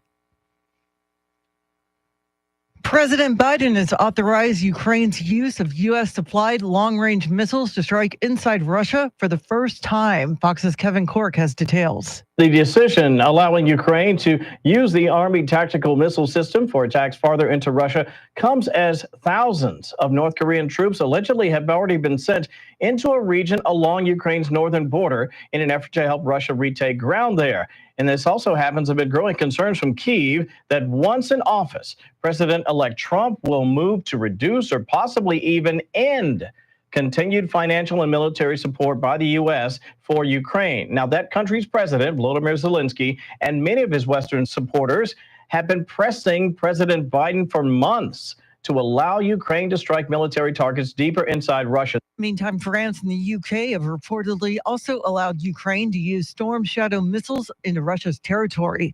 President Biden is in Brazil for the G20 and toured the drought-shrunken waters of the Amazon rainforest. Speaking to reporters in the rainforest, Biden says the most powerful solutions we have to fight climate change are the world's forests. Trees breathe carbon dioxide out of the atmosphere.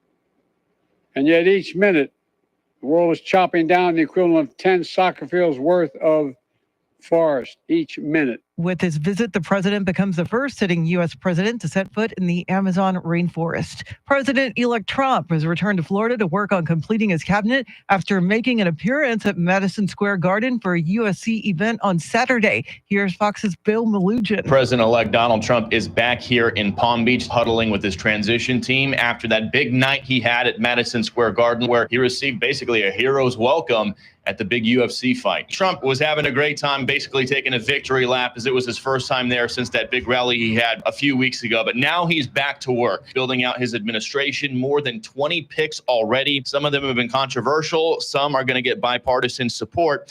And there's been speculation about possibly having to use recess appointments to get some of these folks through. In the meantime, one of the biggest positions we're still waiting to hear on is Treasury Secretary. And right now there's a couple of names being floated for it. That'd be Scott Bessent and Howard Lutnick. Meantime, Trump announced that his campaign spokesperson, Carolyn Leavitt, will serve as the White House press secretary. She'll be the youngest ever person to serve in the role at just 27 years old. A federal judge in Texas is striking down President Biden's overtime pay rule. On Friday, a judge ruled the Labor Department rule that took effect in July improperly based overtime eligibility on workers' wages instead of their job duties. Biden's rule would have expanded overtime eligibility to 4 million new workers. Judge Sean Jordan, a Trump appointee, ruled that the department's changes to the minimum salary level exceed its statutory jurisdiction. Texas and several business groups had sued to challenge the rule. Severe weather is moving across Texas, and Governor Abbott is once again trying to get ahead of it by deploying emergency response resources. Eric Lycum has more. The National Weather Service calls for severe storms in northwest Texas to move east across the state over the next few days. Abbott directed the Texas Department of Emergency Management to deploy Texas A&M Task Force 1, which includes swiftwater rescue boats. Possible threats include heavy rainfall, flash flooding, damaging winds, large hail, river flooding, and even tornadoes. Abbott calls on Texans to keep themselves and their families safe by staying weather aware and keeping an eye on road conditions at drivetexas.org.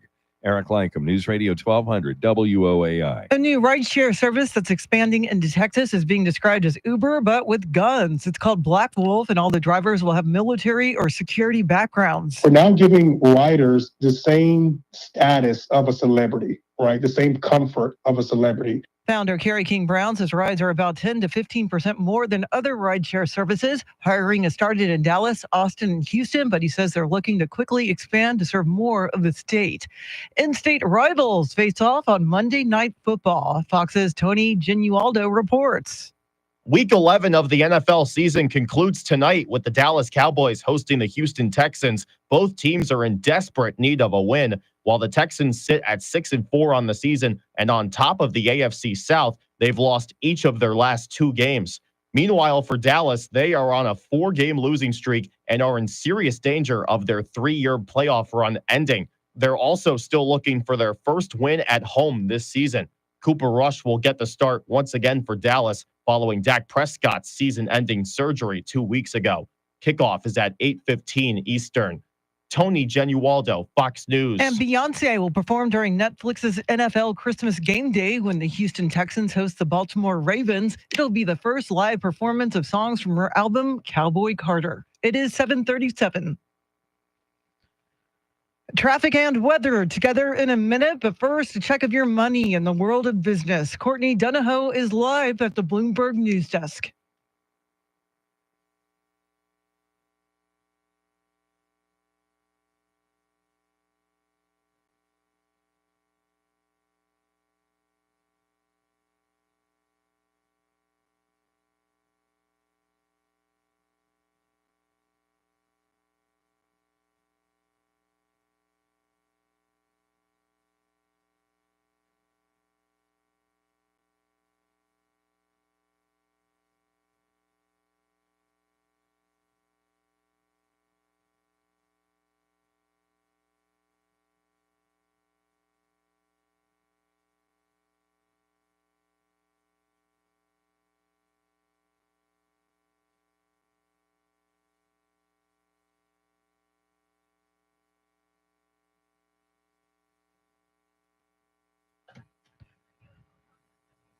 All right, thanks, Courtney. News at the top and bottom of every hour, along with breaking news as it happens. I'm Charity McCurdy. Here's traffic and weather.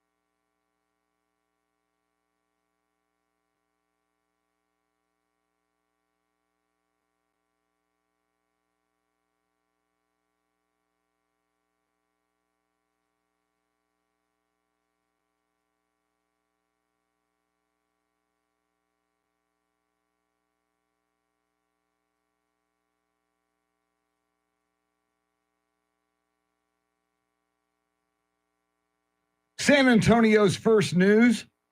Charity McCurdy, Mr. T, Tim Merriman. I'm Chris Duell. Well, the war between Russia and Ukraine is intensifying. So many moving parts to it, and more and more European allies are becoming accepting of Donald Trump's proposal to bring Ukraine and Russia to the negotiating table. Let's talk about it with national correspondent Jason Campadonia. Jason, where are we right now in this war between Ukraine and Russia? In a bad spot, to say the least. What we know now is that Russia, over the weekend, launched a massive drone strike, took out a major power grid in Ukraine, loss of life there. Several people passed away. And Joe Biden decided to give Ukraine permission to use American-made rockets and missiles, long-range missiles, to fire into Russia. Those missiles go about 200 or so miles, somewhere in there. We also know that North Korea sent about 10,000 troops to go fight on the ground alongside Russian troops that are invading parts of Ukraine. So tensions in the area are escalating very, very quickly. But on the silver lining here, the good news is that some of the European countries are getting used to the idea of sending Trump in there to do some peace talks with both Putin and Zelensky. So send the businessman in there to get the business taken care of. So that's the silver lining as it is right now. And Jason, how is Vladimir Putin responding to this new level of U.S. involvement? Well, he says, go ahead, send one of those rockets over here, and we're going to take it as an act of war from the United States, which is not good. That is a precursor to a possible World War III. We don't like that because then you get China involved, you get the allies for Russia involved, you get our allies in the area involved. It's not good from any way you look at it. So the fact that Trump is, getting into office in a month or so, and will be, at that negotiating table and willing to go into hostile countries like Russia and North Korea to meet with Vladimir Putin or North Korea's Kim Jong-un, really shows, hey, this is love for country, not party. And so is there a timeline on when Ukraine might use those U.S. provided weapons? And if so, is there a timeline also on when Donald Trump might be able to get over there and try to get some peace done? Nothing official. I wouldn't be surprised if they try to send Trump over there early just to kind of get talks started. And I don't know if somebody from the United States is telling Zelensky, hey, hold off on that, because the second you hit the button, it's over for everybody. So we're not exactly sure yet. Wow. Outstanding report from national correspondent Jason Campidonia. And Charity, I can't go back. I can't help myself from thinking about this. And you just heard that final line from Jason, tell Volodymyr Zelensky, don't push that button. If they fire long-range U.S. missiles deep into Russia, these have a range of over 200 miles, and they hit a Russian town or a city and cause huge civilian death. Again, I use the analogy, what if a Russian missile with the approval of Russia was fired into the United States by another country, and we knew that Putin said, yep, go ahead, use that, fire it into San Antonio from somewhere in the Gulf on a ship or from the Mexico border, there would be hell to pay. Yeah. You said it earlier, Charity, we would retaliate. Why in hell are we tempting Vladimir Putin to retaliate upon us by something Joe Biden is approving just 70-ish days before the Trump administration? Yeah, all sorts of questions about this timing, considering Ukraine's Volodymyr Zelensky had been asking President Biden for months for these U.S. weapons to be fired into Russia. So a lot of questions about the timing. Yes, we do have new developments as far as the 10,000 North Korean troops helping Russian forces. You do have the upcoming winter, which Russian forces typically target their power infrastructure. So there's a lot of things at play here, but this is clearly adding fuel to the fire. So 4 years in office, and he waits till 2 months before he leaves office to do this. To me, it's that campaign promise that Trump made that he'll end this conflict, and Biden's going, okay, well, let me escalate a little bit more to make your job harder. Sure sounds like it. Sure does. And if Donald Trump does not agree with this, I wish he would hold a press conference and say, hey, I'm going to be here in 70 days, less than that now. Yes. I think we're in the 60s. 63 days, yes. 63, thank you for that. I think he should say, hey, I'm going to talk to both sides. On January 20th, I call for Joe Biden to stop this now.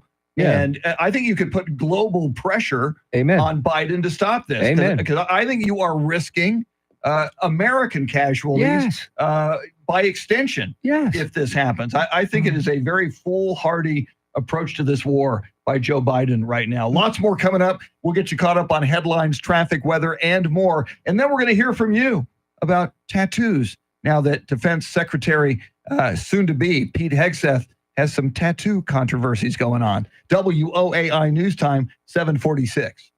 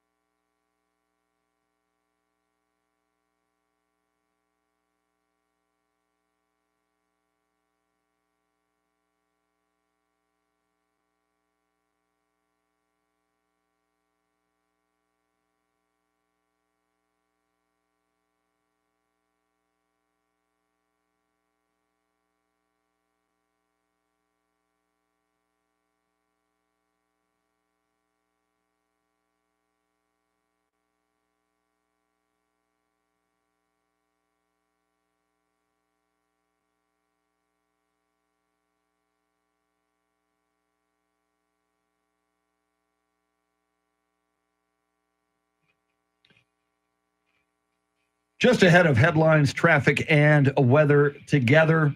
And then we're going to hear from you about tattoos and a photo on Trump Force One that's getting a few people asking if Robert F. Kennedy Jr. is serious about being the Secretary of Health and Human Services. First, Charity, what stories are you following? President Biden's giving the okay to Ukraine to strike Russia with U.S.-made long-range missiles. The trial of an illegal immigrant accused of killing Georgia nursing student Laken Riley has resumed. And next month's Rock and Roll Marathon will be the last in San Antonio and in Texas. We'll have details now, traffic and weather.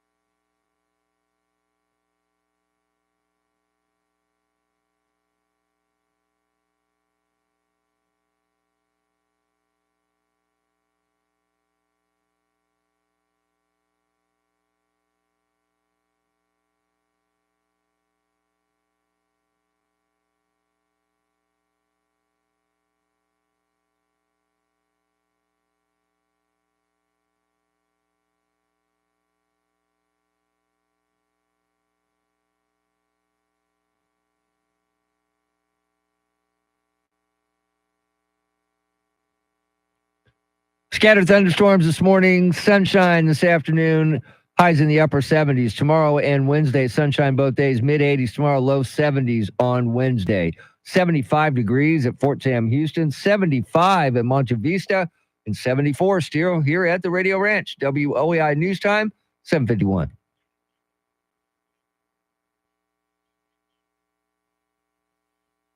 San Antonio's first news coming up in the 8 o'clock hour. In fact, in the next half hour, less than a half hour from now at 8:20, Mike Opelka from the Pure Opelka podcast, his take on the morning's big stories.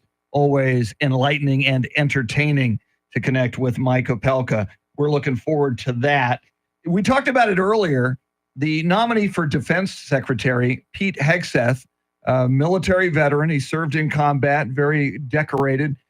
There's controversy about his tattoos.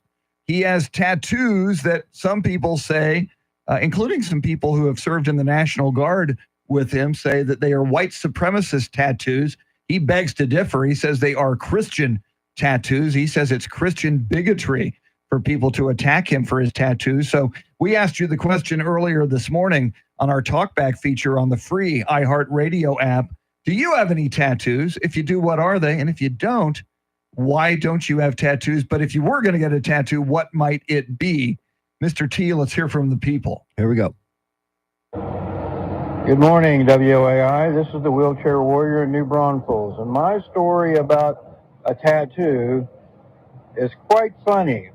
My teammates and I were out drinking one night in Honolulu, and we decided to go get a matching tattoo. And fortunately, the tattoo place was closed. And I've never been that drunk again. So no tattoo for me. Have a good day. That's funny. Fortunately, the tattoo place was closed. Sometimes things seem like a really good idea when you're young and you're drunk. And then the next then you morning, sober up and you're like, what did I do? Yeah. I imagine most tattoos begin with alcohol. I'm just going to venture to guess that. Yeah. You know, you might be right, Jerry. Somehow, Charity, you and I have avoided tattoos. Now, Mr. T, your Rolling Stones lips tattoo, was that alcohol related? No, I was sober when I decided to get it and knew what I wanted to get. But yes, I did have a few pops before I got it done because I didn't want it to hurt that bad.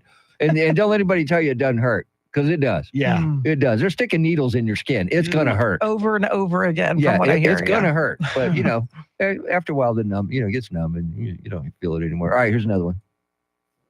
Morning, y'all. This is Danny in Pipe Creek, weighing in on the tattoo issue. At 61, I do not have any tattoos. I have thought about it over the years, but due to my severe OCD and thinking how much longer will I have this on my body, I can't do it. Maybe a temporary tattoo. Have a great rainy morning. Temporary tattoos, that should be yeah. more of a deal. Yeah. Because one of my fears would be, what if they screwed up the tattoo? Yeah, that what would if they be bad. spelled Yes, something that wrong? would be bad. Or That's- they just screwed No it up. regrets. Yeah. No regrets. Wow. And notice mine doesn't have any words on it. Yeah, that's a good call. And if you want to see what it looks like, just look at my screensaver. There you go. That's exactly where it came from. The Rolling Stones lips logo, one Yep. of the most recognizable logos in rock and roll, on the arm of Mr. T, Tim Merriman. Well, there's a lot of people kind of raising their eyebrows a little bit. A photo was tweeted out over the weekend of President-elect Donald Trump on Trump Force One. He's at a table on the airplane with Elon Musk, with Donald Trump Jr., with House Speaker Mike Johnson, and what's getting the most controversy, RFK Jr. They all have McDonald's at the table in front of them. And I'm looking at it right now, and RFK Jr. has opened his box of, I can't tell what that is. It's a burger. It's a burger.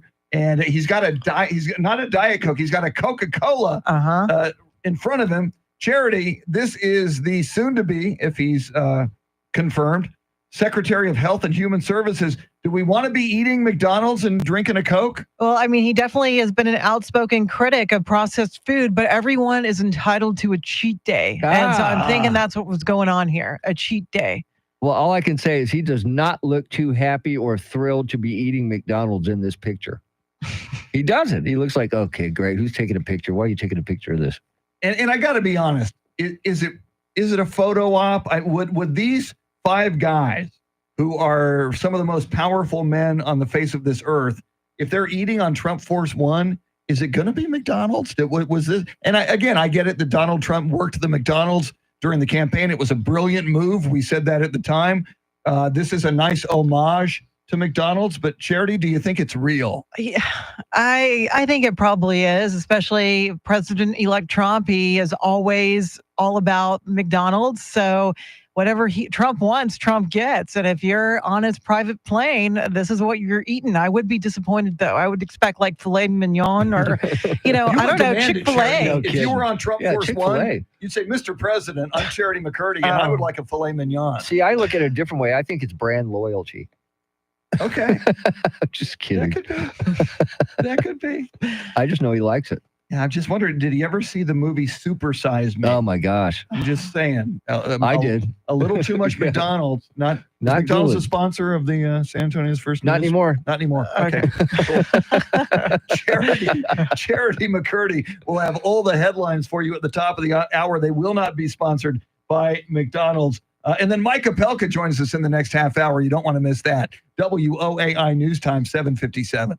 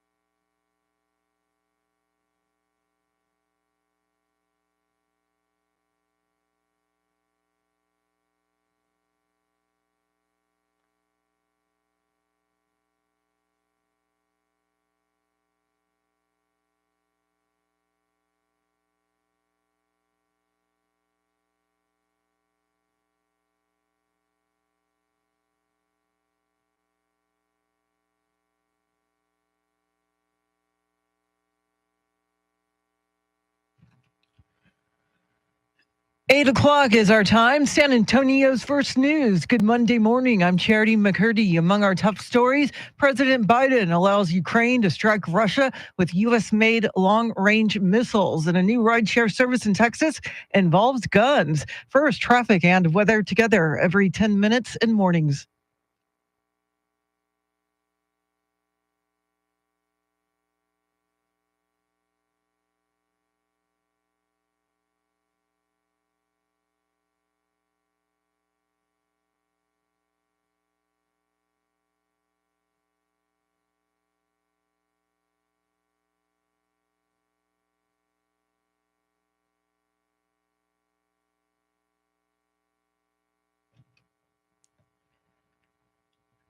Your weather forecast for this Monday: showers and storms this morning, becoming sunny, a high near 80. Tonight's low 52. Get a move on. It is 75 degrees. A huge boost for Ukraine or a dangerous escalation. The White House is letting Ukrainians launch U.S. missiles deep into Russia. Here's Fox's Jonathan Savage. After asking for months, Ukraine has finally got its wish. Long-range ATACMS missiles supplied by the United States can be used to attack positions inside Russia. This decision is designed to help the Ukrainians hold on to land they've seized in Russia's Kursk region. It's said to be a response to Russia using North Korean troops. The UK and France are now expected to give similar go-aheads. One Russian lawmaker warns it risks World War III, but leader Vladimir Putin has yet to comment. He earlier warned such a move would put NATO in direct conflict with Russia. Jonathan Savage, Fox News. President Biden is in Brazil for the G20 summit. World leaders are set to discuss international efforts in fighting hunger, sustainable development, and reforming global governance institutions. President-elect Trump continues to quickly shape his cabinet just over a week after he won re-election. Here's Fox's Phil Melugin. Trump has made more than 20 selections for his incoming administration. Some spots still left to be filled. Some spots have been controversial so far. Others expected to get bipartisan support. However, Democrats have been highly critical of some of the choices so far. In the meantime, some Republicans and even Trump himself have been toying with the idea of potentially using recess appointments to get around the Senate confirmation process if it comes down to it. Some possible names floated for Treasury Secretary include billionaire banker Howard Lutnick and investor Scott Bessent. Meantime, Trump announced that his campaign spokesperson, Carolyn Levitt, will serve as White House press secretary. A huge setback for death row inmate Robert Roberson. The Texas Supreme Court lifted the stay of execution that blocked last month's scheduled death sentence from being carried out. A Texas House committee issued a subpoena requiring Roberson to testify about the shaken baby syndrome that helped land a death sentence. UNT Dallas law professor Brian Owsley says the Supreme Court saw through the committee's gambit to derail the execution. I think that this is probably too clever by half for the courts. I mean, so in other words, it just muddies things up. If they want to prevent the execution, they maybe need to develop more legislation that would prevent that execution. The committee that issued the subpoena says it still expects the Texas Department of Criminal Justice to allow Roberson to testify. A Texas-based federal judge appointed by Donald Trump has permanently struck down an overtime pay rule that keeps 4 million workers from overtime eligibility. Eric Lycum has details. On Friday, U.S. District Judge Sean Jordan ruled that a Labor Department policy that took effect in July improperly based overtime eligibility on workers' wages instead of their job duties. Biden's rule would have expanded eligibility for 4 million people, but the judge ruled the administration's changes exceeded their lawful jurisdiction. The state and several business groups sued to get the rule changed. Judge Jordan temporarily blocked the rule in July, saying it was likely invalid. Biden could go to the conservative-leaning Fifth Circuit Court of Appeals, but the rule appears dead on arrival with the incoming Trump administration. Eric Lycum, News Radio 1200 WOAI. Texas lawmakers are now starting to look ahead to their next trip to Austin. Republicans control both the state Senate and House, but Lieutenant Governor Dan Patrick says House Speaker Dade Phelan has given too much power to Democrats. Casino gambling is an example. You know, they say, oh, we almost passed it last session. You know, they almost passed it with every Democrat voting for it and about 1 out of 4 Republicans voting for it. We don't do that in the Senate. Phelan was first elected 10 years ago, but he finished second in the Republican primary this year, then won the runoff. He then ran unopposed in the general election. Phelan would need 76 votes in the Texas House to win another term as a speaker. Next month's Rock and Roll Running Series will be the last one in San Antonio. The International Running Series has been held in San Antonio every December since 2008. Organizers announced leaving the city and Texas because the city and San Antonio sports have decided to create their own running event. Officials will announce details about the new event today. YouTube star Jake Paul faced off against boxing legend Mike Tyson in a Netflix exclusive match. Here's Fox's Christina Coleman with more. Tens of thousands of Netflix users reported streaming issues during the fight. The program kept freezing. It was very annoying. The hashtag Netflix crash was even trending on X during the match. Also, for many viewers, this fight was generally underwhelming. Consider all the pre-game hype. And Jake Paul won the fight. Tyson only landed 18 punches. At one point, 60 million households were viewing the event. It is 8:06. News at the top and bottom of every hour, along with breaking news as it happens. I'm Charity McCurdy. Traffic and weather coming up.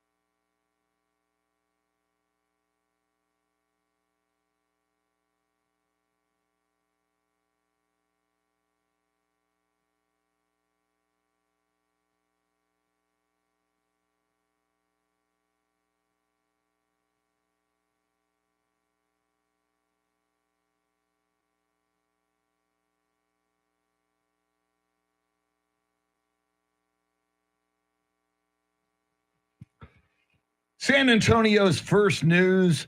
Charity McCurdy, Mr. T, Tim Merriman. I'm Chris Duell. Big 8 o'clock hour is upon us. Coming up at 8:20, Mike Opelka from the Pure Opelka podcast. His takes on the morning's big stories. And coming up, not only the fight itself on Netflix between Jake Paul and Mike Tyson, but the 60 million households tuning in, and a lot of them very unhappy with the service that Netflix provided to air that fight. We'll talk about that coming right up. But first, let's get you caught up on traffic and weather together.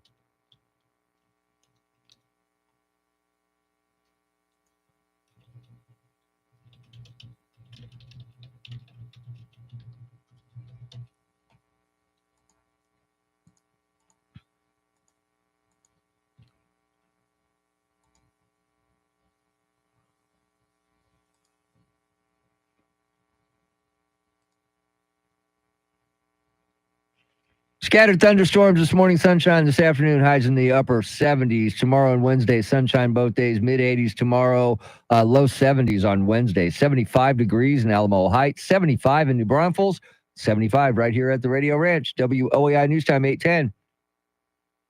San Antonio's first news. Where were you on Saturday night? Or Friday night, but yeah. I see, this says Saturday night. I thought it was Friday night. Yeah, but it's Friday. Well, they're wrong. I swear to God, I'm reading They're wrong. It was Friday night. Let's try that again. Where were you on Friday night if you were an American, there's a good chance you were in front of your television watching Netflix. Over 60 million viewers tuned in to watch Jake Paul and Mike Tyson duke it out, but it didn't go well. It did go the full 8 rounds, and this was the decision. After 8 full rounds, we go to the judges' scorecards for the official decision, declaring your winner by unanimous decision, Jake Paul. Jake Paul was the winner. Now, first of all, I am bummed out because I am on team old man. Whenever an old man goes against a younger man, I pull for the old man because I can better relate to the old man. Just get off my lawn.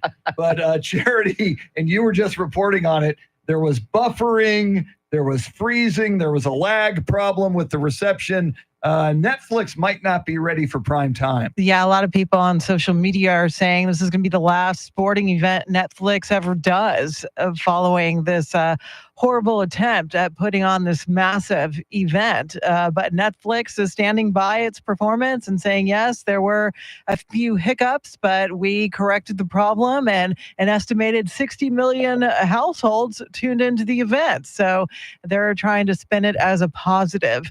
But I just can't believe all of the buffering problems. At one point, I think someone took a screenshot of Mike Tyson's backside, which was completely unexpected by the camera crew. And someone's TV screen froze at that moment. The streaming froze, and it was buffering on his backside. So it could have been worse.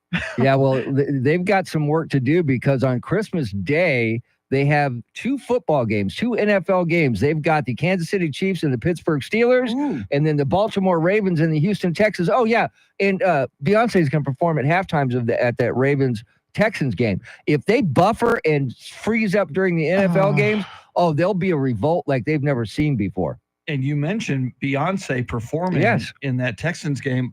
Probably, so you're going to have not just NFL fans watching, Yeah, you're that's going to have true. Beyonce fans watching. And it seems to me the bigger the audience, the more problems Netflix has in delivering the goods. Well, they have some time to fix the glitches.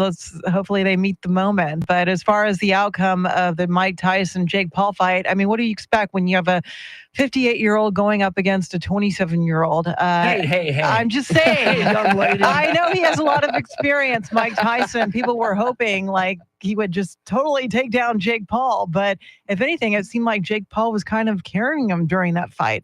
Yeah, I just wanted to see him land one punch, just one good punch, Mike. You know, just like he did in the Nintendo game. You know, knockout. Hit him with a good punch, but he never even got that close to doing that. He spent more time biting his glove than he did throwing punches. And Charity, you mentioned, was Jake Paul carrying him? I saw a lot of people on social media saying it looked choreographed.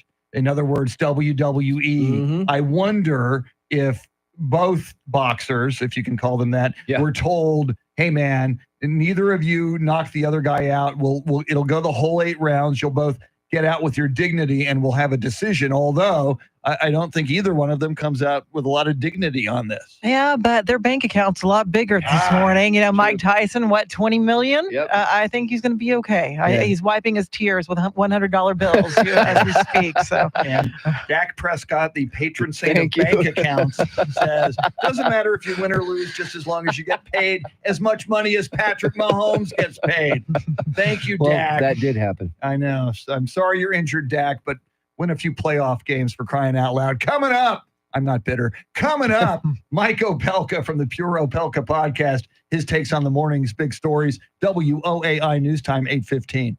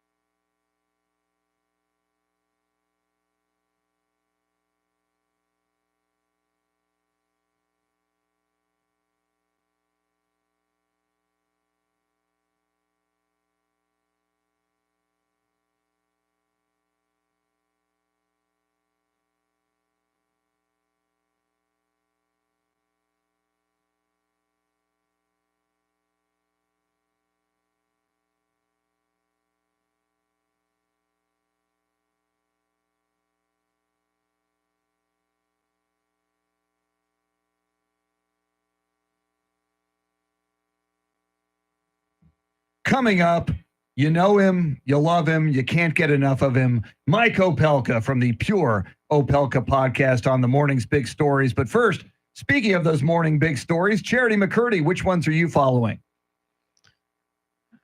Ukraine is reportedly getting President Biden's approval to use long-range U.S. missiles inside Russia. President Biden is in Brazil for the G20 summit, and Governor Abbott is ready to resources ahead of today's stormy weather. Now traffic and weather.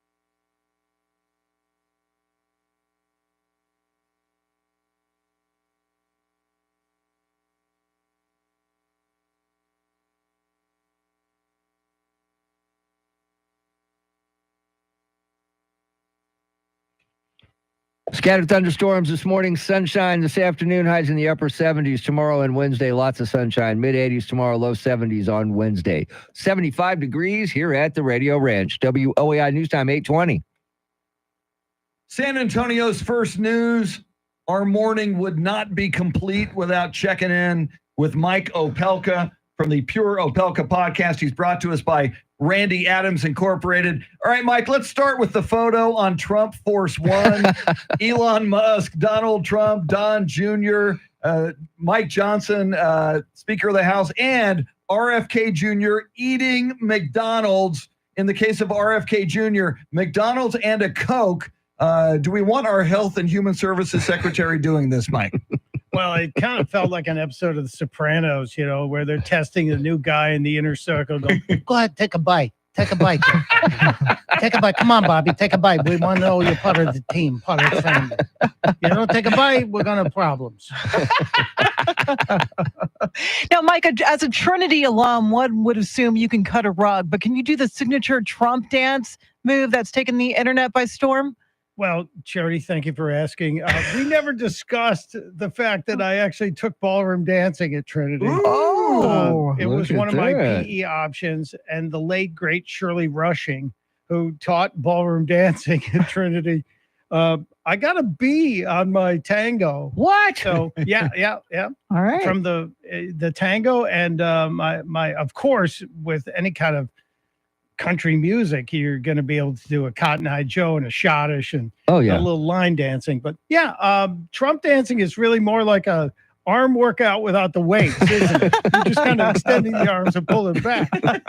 I'm just worried the NFL is going to ban it. Yeah. Because there are a lot of people. CBS already cut out one of the touchdown celebrations from one of the Raiders defensive backs, and you're like, wait a minute, what are you doing? We know you cut up 60 minutes, but really you're going to mess with the NFL?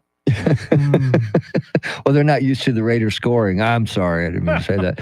All right, so when he shows up at the UFC fight, I'm talking about President-elect Donald Trump, he came in with his Avengers. I thought that was kind of cool. This was one of the wildest scenes I've ever witnessed under Donald Trump's campaigns and administration. You're walking in, you got Don Jr., you got Eric, so he's got the sons, the crown princes of the Trump empire. You Dana White, the king of the UFC. You got Elon Musk, the thing that won't leave, and the luckiest nerd in Congress, Mike Johnson, who was just grinning like a you-know-what eating possum with a rusty fork. And they walked in, and that place erupted. It really was magical. I've never seen anything like this. This was a real good victory lap, and I guess you're allowed to do that after you win. Sure. But the confirmation fights will be the real test. Yeah. Meanwhile, Mike, Democratic operative Debbie Wasserman Schultz going on television and perpetuating the narrative that Tulsi Gabbard is a Russian asset, among other things. Your thoughts on what she's talking about? Well, Debbie, what's her name, Schultz, is somebody that I always find entertaining when she mirrors the Hillary Clinton lines, because she was the one who lost her gig as head of the DNC when she handed the questions to Hillary Clinton ahead of the debate with Bernie Sanders.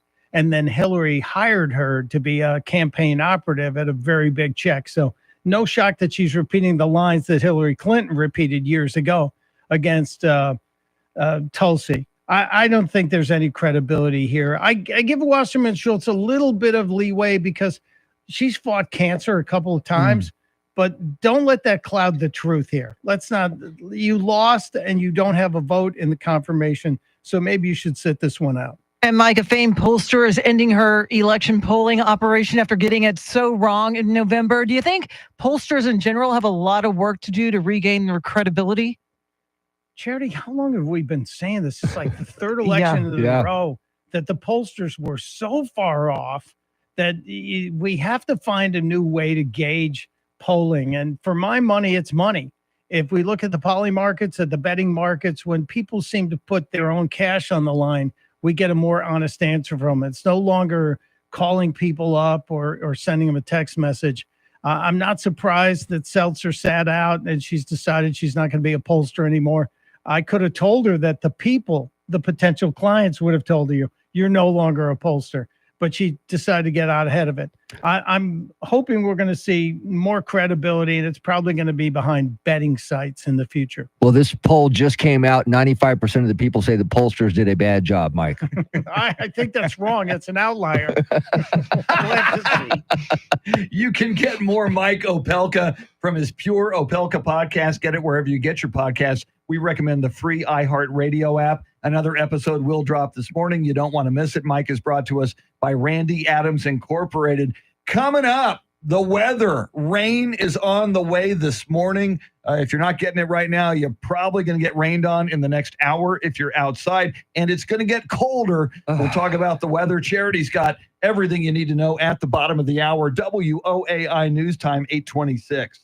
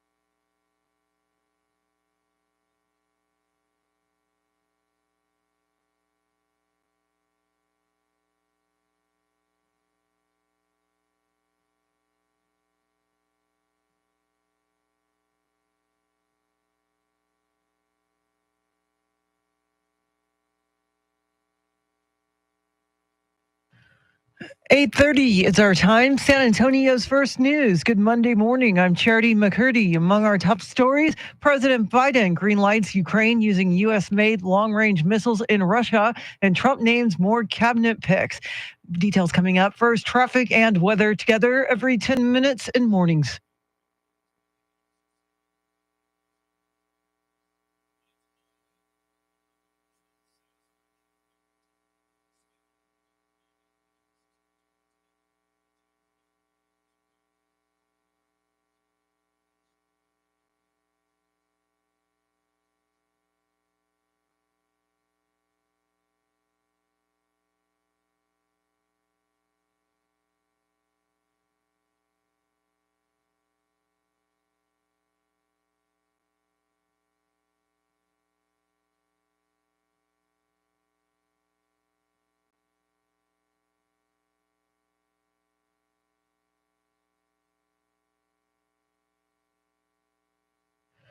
Your weather forecast for this Monday: showers and storms this morning, becoming sunny this afternoon, a high near 80, tonight's low 52, right now 75 degrees. President Biden is giving the green light for Ukraine to use U.S. weapons deeper in Russian territory. Fox's Phil Malugin has details. We are getting our very first reaction from this incoming Trump administration. Trump's pick for National Security Advisor, Congressman Mike Waltz, he reacted to that major development. This is a development, but it's a tactical one. President Trump is talking grand strategy here. How do we get both sides to the table to end this war? What's the framework for a deal? And who's sitting at that table? And as for President Trump's future administration, the rest of it, making more picks every day. His choices include Senator Marco Rubio as Secretary of State. Rubio is in favor of negotiations to end the Russia-Ukraine war. President Biden is in Brazil for the G20 summit and toured the drought-shrunken waters of the Amazon rainforest. Speaking to reporters, the president says the most powerful solutions we have to fight climate change are the world's forests. Trees breathe carbon dioxide out of the atmosphere. And yet each minute, the world is chopping down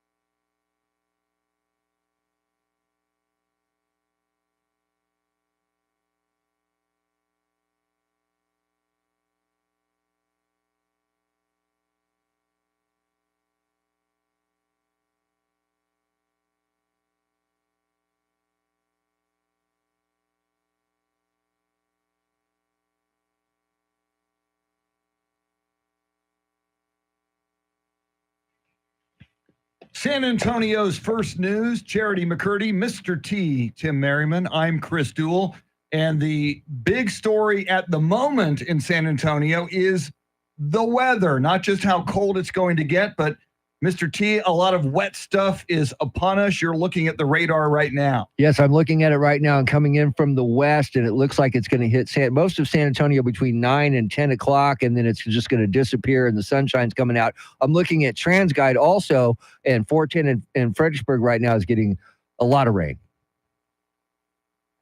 Yeah, I'm looking at the radar as well, T. And it looks like we have a band of storms coming through, and then there's a second line that will come through behind it. But as you mentioned, Tim, by 11 o'clock this morning, we should be purely sunshine. Yeah, the sunshine will come out, and it'll be beautiful, Chris. And so if you're driving right now, or if you're going to drive in the next half hour, 40 minutes, be very, very careful. As you know, the more accidents happen when the roads are wet, and some drivers are yahoos and they will be right on top of you. Yeah. They won't slow down or create more distance between vehicles in the rain. And Charity, the next big weather story is going to be colder temperatures, which you will enjoy. I will, but looking ahead, it's not that cold, Chris. I mean, 42. Yes, as a low on Wednesday, that's pretty chilly, but it's going to warm up to 72 degrees. It's not warm. Just a light jacket is all you Yeah, need. but see, we go to work at like 3 a.m. when it's never and warm. It's freaking cold. And that 30-second walk from your house to your car, from the car in the parking lot to the building. March to me. Okay. Yeah. It's All yeah, right. and not counting the wind chills, Chris. yeah. It's good to shiver. It's good for the body to, brief Shiver me moments. timbers. Who? Shiver me timbers. Where'd that come from? I've never heard that before in my life. Oh, come on. But Thanksgiving, looking ahead, of course, it's subject to change, but a low of 56, partly cloudy, a high of 72. Okay, that's good standing out in the front yard throwing the football There you around go, weather. yeah. Hello. That's great. But once that day is over with, let's get back up to the 90s, people. Come on. That's the way we want it. Yeah. No, it gets colder from there. So Yes, I know. I'm looking at it, and I don't really like that at all. highs in the 60s. Can you Yeah. handle it? Can you handle it? I have to, Uh-huh. I don't want I to. don't want to You either. don't whine all like the it. way. Yep, all the way, Charity. All the way from my car to the door, from my door back to the car. Uh-huh. Going back to Thanksgiving Day, high around 72 and sunny. A Thanksgiving tradition in my family always was right before or after the Thanksgiving dinner, you go into the front yard and Yep. you throw the football around Yep. because you're watching football on television. But lately, like for the last 29 years, the tradition is to swear at the television because the Dallas Cowboys are stinking the place up. Thank you, Jerry Jones. Man. One of the reasons, Charity, while I'm coming out tonight, I'm coming out as a Houston Texans fan. I've been a thank you. Cowboys fan my entire life, since my childhood, since the Ice Bowl on December 31st, 1967, even before that, but that's the one I remember. I can't take it anymore, Charity. Jerry Jones, you have driven me away. Tonight, the Houston Texans will defeat the Dallas Cowboys, and I will defect from the Cowboys to the Texans. I just can't believe if the Cowboys eke one out tonight at home, their first win at AT&T Stadium, that you're In, not like, going to be forever.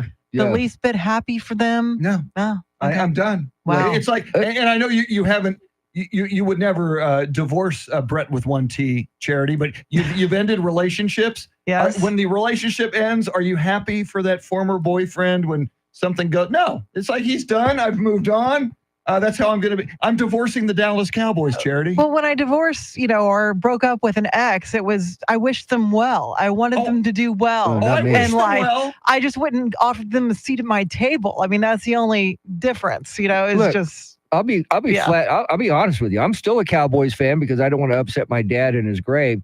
But if they win tonight, I'm going to be upset because I need them to lose the rest of the games to get a better draft pick for next year. Yes. If they don't realize with Dak Prescott out for the Yeah. rest of the year, With all the injuries, yeah. with a bad team, your only hope is to do what the Spurs once did Yes. and kind of tank maybe. I'm and not going to get call a really it that, really good but draft yeah. pick. There's a guy named Shedeur Sanders. I've heard of him. coming out of Colorado, and his dad is Deion Sanders. I've heard of him too. And Charity, the Cowboys could use a whole new head coach, and I think a whole new quarterback. How about Shedeur Sanders, drafted by the Cowboys, and Deion Sanders as the next Cowboys head coach? But who's really making the decisions, Chris? The guy who's made bad decisions for 29 years. Maybe he'll Yeah, that's the realize one. that. Maybe Yeah. he'll realize that and say, you know what? Maybe I'll let Dion do his thing because I like Dion when he was a player. So let him do his thing and see what happens. See, I've been thinking for 29 years, maybe Jerry will realize he's a crappy general manager and get a real one. Or just retire from just be the owner, for God's sake. Yeah, at man. 82 years old, he's not changing his mind Sit on up in your anything. box Yeah. up there and look down and don't come down on the field. Don't talk to the media. Quit your radio show and just be the damn owner. Wouldn't it be nice? Wouldn't it be nice? Jerry would like a word with you, T. I know. I know my phone's buzzing right now. It's on Come line on, Jerry, three. really? More coming up. We'll get you caught up on headlines, traffic, and weather in just a second. Watch out for the rain. WOAI News Time, 846.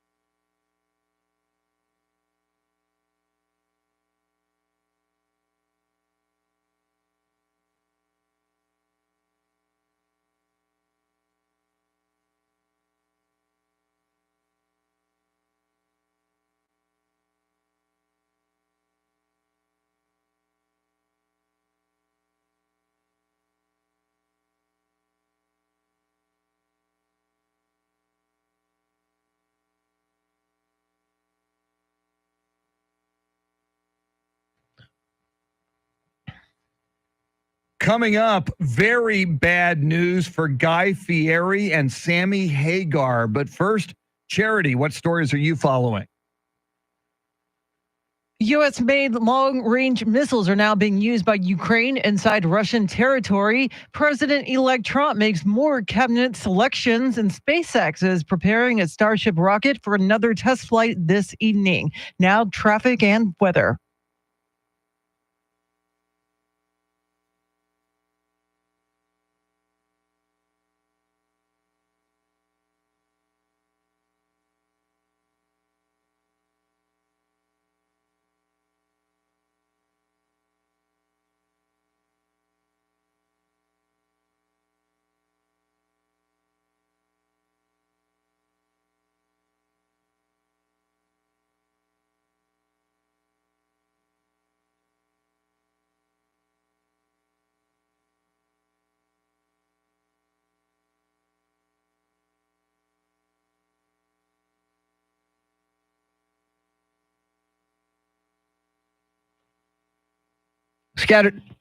Scattered thunderstorms this morning, sunshine this afternoon, highs in the upper 70s. Tomorrow and Wednesday, sunshine both days, mid 80s tomorrow, low 70s on Wednesday. It is 75 degrees here at the Radio Ranch.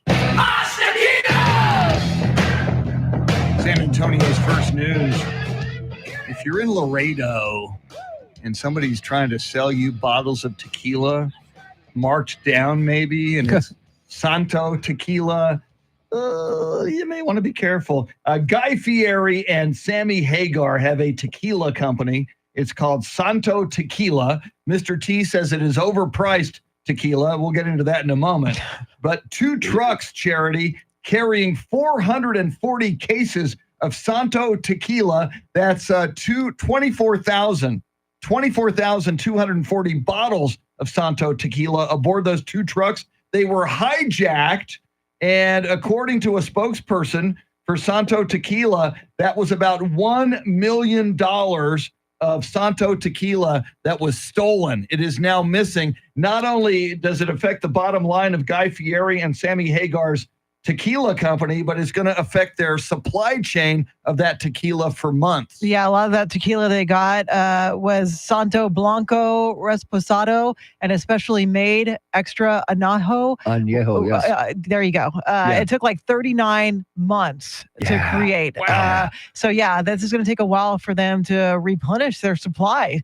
But man, I guess someone who has this tequila is going to be selling it for either double or half price. How does that price, work? most likely to get rid of it as fast as you can. And look, I don't know if everybody knows this or not, but the T in Mr. T stands for tequila, not Tim. True story. I have tried the Santo Tequila, and I've yet to try the Añejo though because it's hard to find.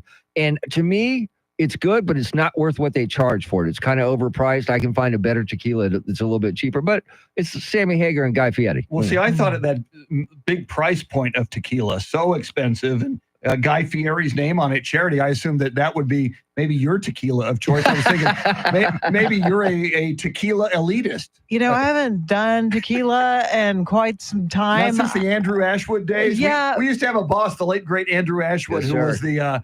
whenever something went well for the station, ratings, whatever, he would force us to do tequila shots. And usually it was like Patron, which I can get behind. Almost yes. always Patron, yes. So that would be the Charity McCurdy tequila of choice, Patron. Yes, it would be, please, with a lime.